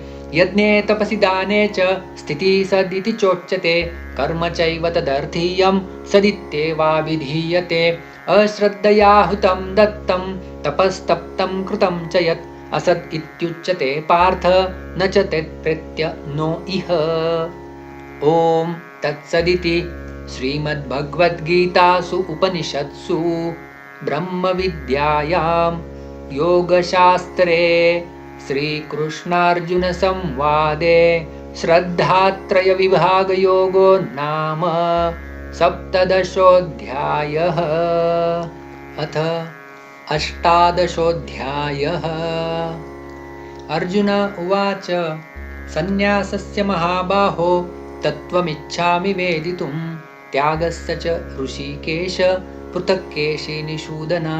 श्रीभगवानुवाच काम्यानां कर्मणां न्यासं सन्न्यासं कवयो विदुः सर्वकर्मफलत्यागं प्राहुस्त्यागं विचक्षणाः।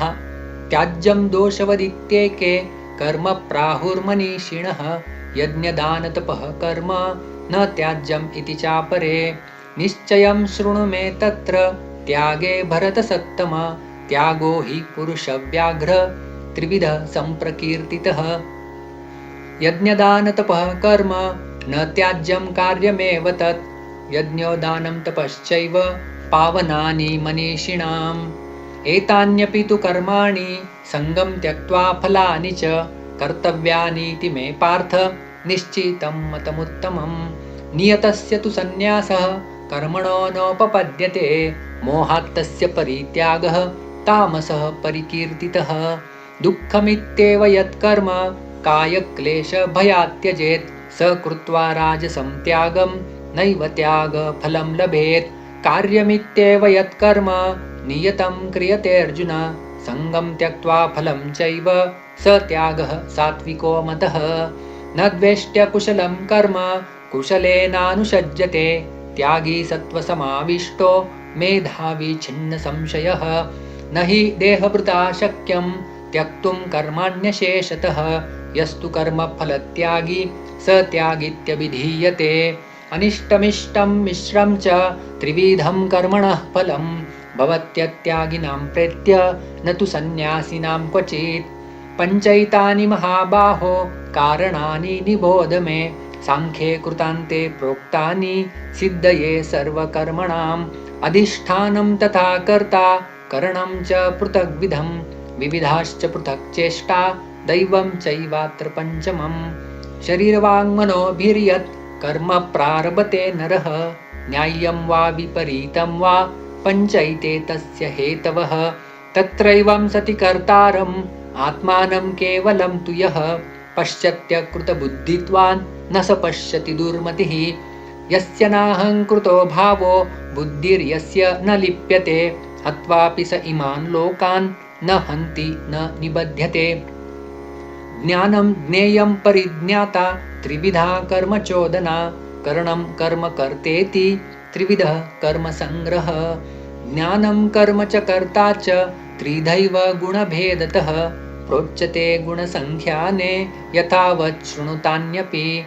सर्वभूतेषु येनैकं भावम् अव्ययमीक्षते अविभक्तं विभक्तेषु तज्ज्ञानं विद्धि सात्विकम्। पृथक्त्वेन तु यज्ञानं नानाभावान् पृथग्विधान् वेत्ति सर्वेषु भूतेषु तज्ज्ञानं विद्धि राजसम्। यत्तु कृत्स्नवदेकस्मिन् कार्ये सक्तम् अहैतुकम् अतत्त्वार्थवदल्पं च तत्तामसम् उदाहृतम् नियतं सङ्गरहितम् अरागद्वेषतः कृतम् अफलप्रेप्सुना कर्म यत्तत् सात्विकमुच्यते यत्तु कामेप्सुना कर्म साहङ्कारेण वा पुनः क्रियते बहुलायासं तद् राजसम् उदाहृतम् अनुबन्धं क्षयं हिंसाम् अनपेक्ष च पौरुषं मोहाद् आरभ्यते कर्म यत्तत्तामसमुच्यते मुक्तसङ्गो नहंवादी धृत्युत्साहसमन्वितः सिद्ध्यसिद्ध्योर्निर्विकारः कर्ता सात्विक उच्यते रागी कर्म फलप्रेप्सुर्लुब्धो हिंसात्मको शुचिः हर्षशोकान्वितः कर्ता राजसः परिकीर्तितः अयुक्तः प्राकृतस्तब्ध शठो नैष्कृतिको लसः विषादी दीर्घसूत्री च कर्ता तामस उच्यते बुद्धेर्भेदं धृतेश्चैव गुणतस्त्रिविधं शृणु प्रोच्यमानमशेषेण पृथक्त्वेन धनञ्जय प्रवृत्तिं च निवृत्तिं च कार्याकार्ये भयाभये बन्धं मोक्षं च या वेत्ति बुद्धिः सा पार्थ सात्विकी यया धर्ममधर्मं च कार्यं चाकार्यमेव च अयथावत् प्रजानाति बुद्धिः सा पार्थ राजसी अधर्मं धर्ममिति या मन्यते तमसावृता सर्वार्थान् विपरीतांश्च बुद्धिः सा पार्थ तामसी धृत्या यया धारयते मनः प्राणेन्द्रियक्रियाः योगेन व्यभिचारिण्या धृतिः सा पार्थ सात्विकी यया तु धर्मकामार्थान् धृत्या धारयते अर्जुन प्रसंगेन फलाकाङ्क्षी धृतिः सा पार्थ राजसी यया स्वप्नं भयं शोकं विषादं मदमेव च न विमुञ्चति दुर्मेधा धृतिः सा पार्थ तामसी सुखं त्विदानीं त्रिविधं शृणु मे भरतर्षभ अभ्यासाद् रमते यत्र दुःखान्तं च निगच्छति यत्तदग्रे विषमिव परिणामे अमृतोपमं तत्सुखं सात्विकं प्रोक्तम् आत्मबुद्धिप्रसादजं विषयेन्द्रियसंयोगात् यत्तदग्रे अमृतोपमं परिणामे विषमिव तत्सुखं राजसं स्मृतम् यदग्रे चानुबन्धे च सुखं मोहनमात्मनः निद्रालस्य प्रमादोत्थं तत्तामसम् उदाहृतम् न तदस्ति पृथिव्यां वा दिवि देवेषु वा पुनः सत्वं प्रकृतिजैर्मुक्तं यदेभिः स्यात् त्रिभिर्गुणैः ब्राह्मणक्षत्रियविषां शूद्राणां च परन्तप कर्माणि प्रविभक्तानि स्वभावप्रभवैर्गुणैः शमोदमस्तपः शौचं क्षान्तिरार्जवमेव च ज्ञानं विज्ञानमास्तिक्यं ब्रह्मकर्म स्वभावजं शौर्यं तेजो धृतिर्दाक्षं युद्धे चाप्यपलायनं दानम् ईश्वरभावश्च क्षात्रं कर्म स्वभावजं कृषिगौरक्षवाणिज्यं वैश्यकर्म स्वभावजं परिचर्यात्मकं कर्म शूद्रस्यापि स्वभावजम् स्वे स्वे कर्मण्यभिरतः संसिद्धिं लभते नर स्वकर्मनिरतः सिद्धिं यथा विन्दति तच्छृणु यतः प्रवृत्तिर्भूतानां येन सर्वमिदं ततं स्वकर्मणा तमभ्यर्च्य सिद्धिं विन्दति मानवः श्रेयान् स्वधर्मो विगुणः परधर्मात् स्वनुष्ठितात् स्वभावनियतं कर्म कुर्वन्नाप्नोति किल्बिषम् सहजं कर्म कौन्तेय सदोषम् अपि न त्यजेत् सर्वारम्भा हि दोषेण धूमेनाग्निरिवावृताः असक्तबुद्धिः सर्वत्र जितात्मा विगतस्पृह नैष्कर्म्यसिद्धिं परमां सन्न्यासेनाधिगच्छति सिद्धिं प्राप्तो यथा ब्रह्म तथाप्नोति निबोध मे समासेनैव कौन्तेय निष्ठा ज्ञानस्य या परा बुद्ध्या विशुद्धया युक्तो धृत्यात्मानं नियम्य च शब्दादीन् विषयांस् त्यक्त्वा रागद्वेषव्युदस्य च विविक्तसेवी लग्भाषी यतवाक्कायमानसः ध्यानयोगपरो नित्यं वैराग्यं समुपाश्रितः अहङ्कारं बलं दर्पं कामं क्रोधं परिग्रहं विमुच्य निर्ममः शान्तो ब्रह्मभूयाय कल्पते। ब्रह्मभूतः प्रसन्नात्मा न शोचति न काङ्क्षति, समः सर्वेषु भूतेषु मद्भक्तिं लभते पराम्। भक्त्या माम् अभिजानाति यावान्यश्चास्मि तत्त्वतः, ततो मां तत्त्वतो ज्ञात्वा विशते तदनन्तरम्। सर्वकर्माण्यपि सदा कुर्वाणो मद्व्यपाश्रयः, मत्प्रसादादवाप्नोति शाश्वतं पदमव्ययम्। चेतसा सर्वकर्माणि मयि सन्न्यस्य मत्परः, बुद्धियोगमुपाश्रित्य मच्चित्तः सततं भव। मच्चित्तः सर्वदुर्गाणि मत्प्रसादात् तरिष्यसि, अथ चेत्त्वमहङ्कारान् न श्रोष्यसि विनङ्क्षसि। यदहङ्कारमाश्रित्य न योत्स्य इति मन्यसे, मिथ्यैष व्यवसायस्ते प्रकृतिस्त्वां नियोक्ष्यति। स्वभावजेन कौन्तेय निबद्धः स्वेन कर्मणा, कर्तुं नेच्छसि यन्मोहात् करिष्यस्य वशोऽपि तत्। ईश्वरः सर्वभूतानां हृद्देशेऽर्जुन तिष्ठति, भ्रामयन् सर्वभूतानि यन्त्रारूढानि मायया। तमेव शरणं गच्छ सर्वभावेन भारत, तत्प्रसादात् परां शान्तिं स्थानं प्राप्स्यसि शाश्वतम्। इति ते ज्ञानमाख्यातं गुह्याद् गुह्यतरं मया, विमृश्यैतदशेषेण यथेच्छसि तथा कुरु। सर्वगुह्यतमं भूयः शृणु मे परमं वचः, इष्टोऽसि मे दृढमिति ततो वक्ष्यामि ते हितम्। मन्मना भव मद्भक्तो मद्याजी मां नमस्कुरु, मामे वैष्यसि सत्यं ते प्रतिजाने प्रियोऽसि मे। सर्वधर्मान् परित्यज्य मामेकं शरणं व्रज, अहं त्वां सर्वपापेभ्यो मोक्षयिष्यामि मा शुचः। इदं ते न तपस्काय न भक्ताय कदाचन, न चाशुश्रूषवे वाच्यं न च मां योऽभ्यसूयति। य इमं परमं गुह्यं मद्भक्तेष्वभिधास्यति, भक्तिं मयि परां कृत्वा मामे वैष्यत्य संशयः। न च तस्मान् मनुष्येषु कश्चिन्मे प्रियकृत्तमः, भविता न च मे तस्माद् अन्यः प्रियतरो भुवि। अध्येष्यते च य इमं धर्म्यं संवादमावयोः, ज्ञानयज्ञेन तेनाहम् इष्टः स्यामिति मे मतिः। श्रद्धावाननसूयश्च शृणुयादपि यो नरः, सोऽपि मुक्तशुभान् लोकान् प्राप्नुयात् पुण्यकर्मणाम्। कच्चिदेतच्छ्रुतं पार्थ त्वयैकाग्रेण चेतसा, कच्चिदज्ञानसम्मोह प्रणष्टस्ते धनञ्जय। अर्जुन उवाच नष्टो मोहस्मृतिर्लब्धा त्वत्प्रसादान्मयाच्युत, स्थितोऽस्मि गतसन्देह करिष्ये वचनं तव। सञ्जय उवाच इत्यहं वासुदेवस्य पार्थस्य च महात्मनः, संवादमिमम श्रौषम् अद्भुतं रोमहर्षणं।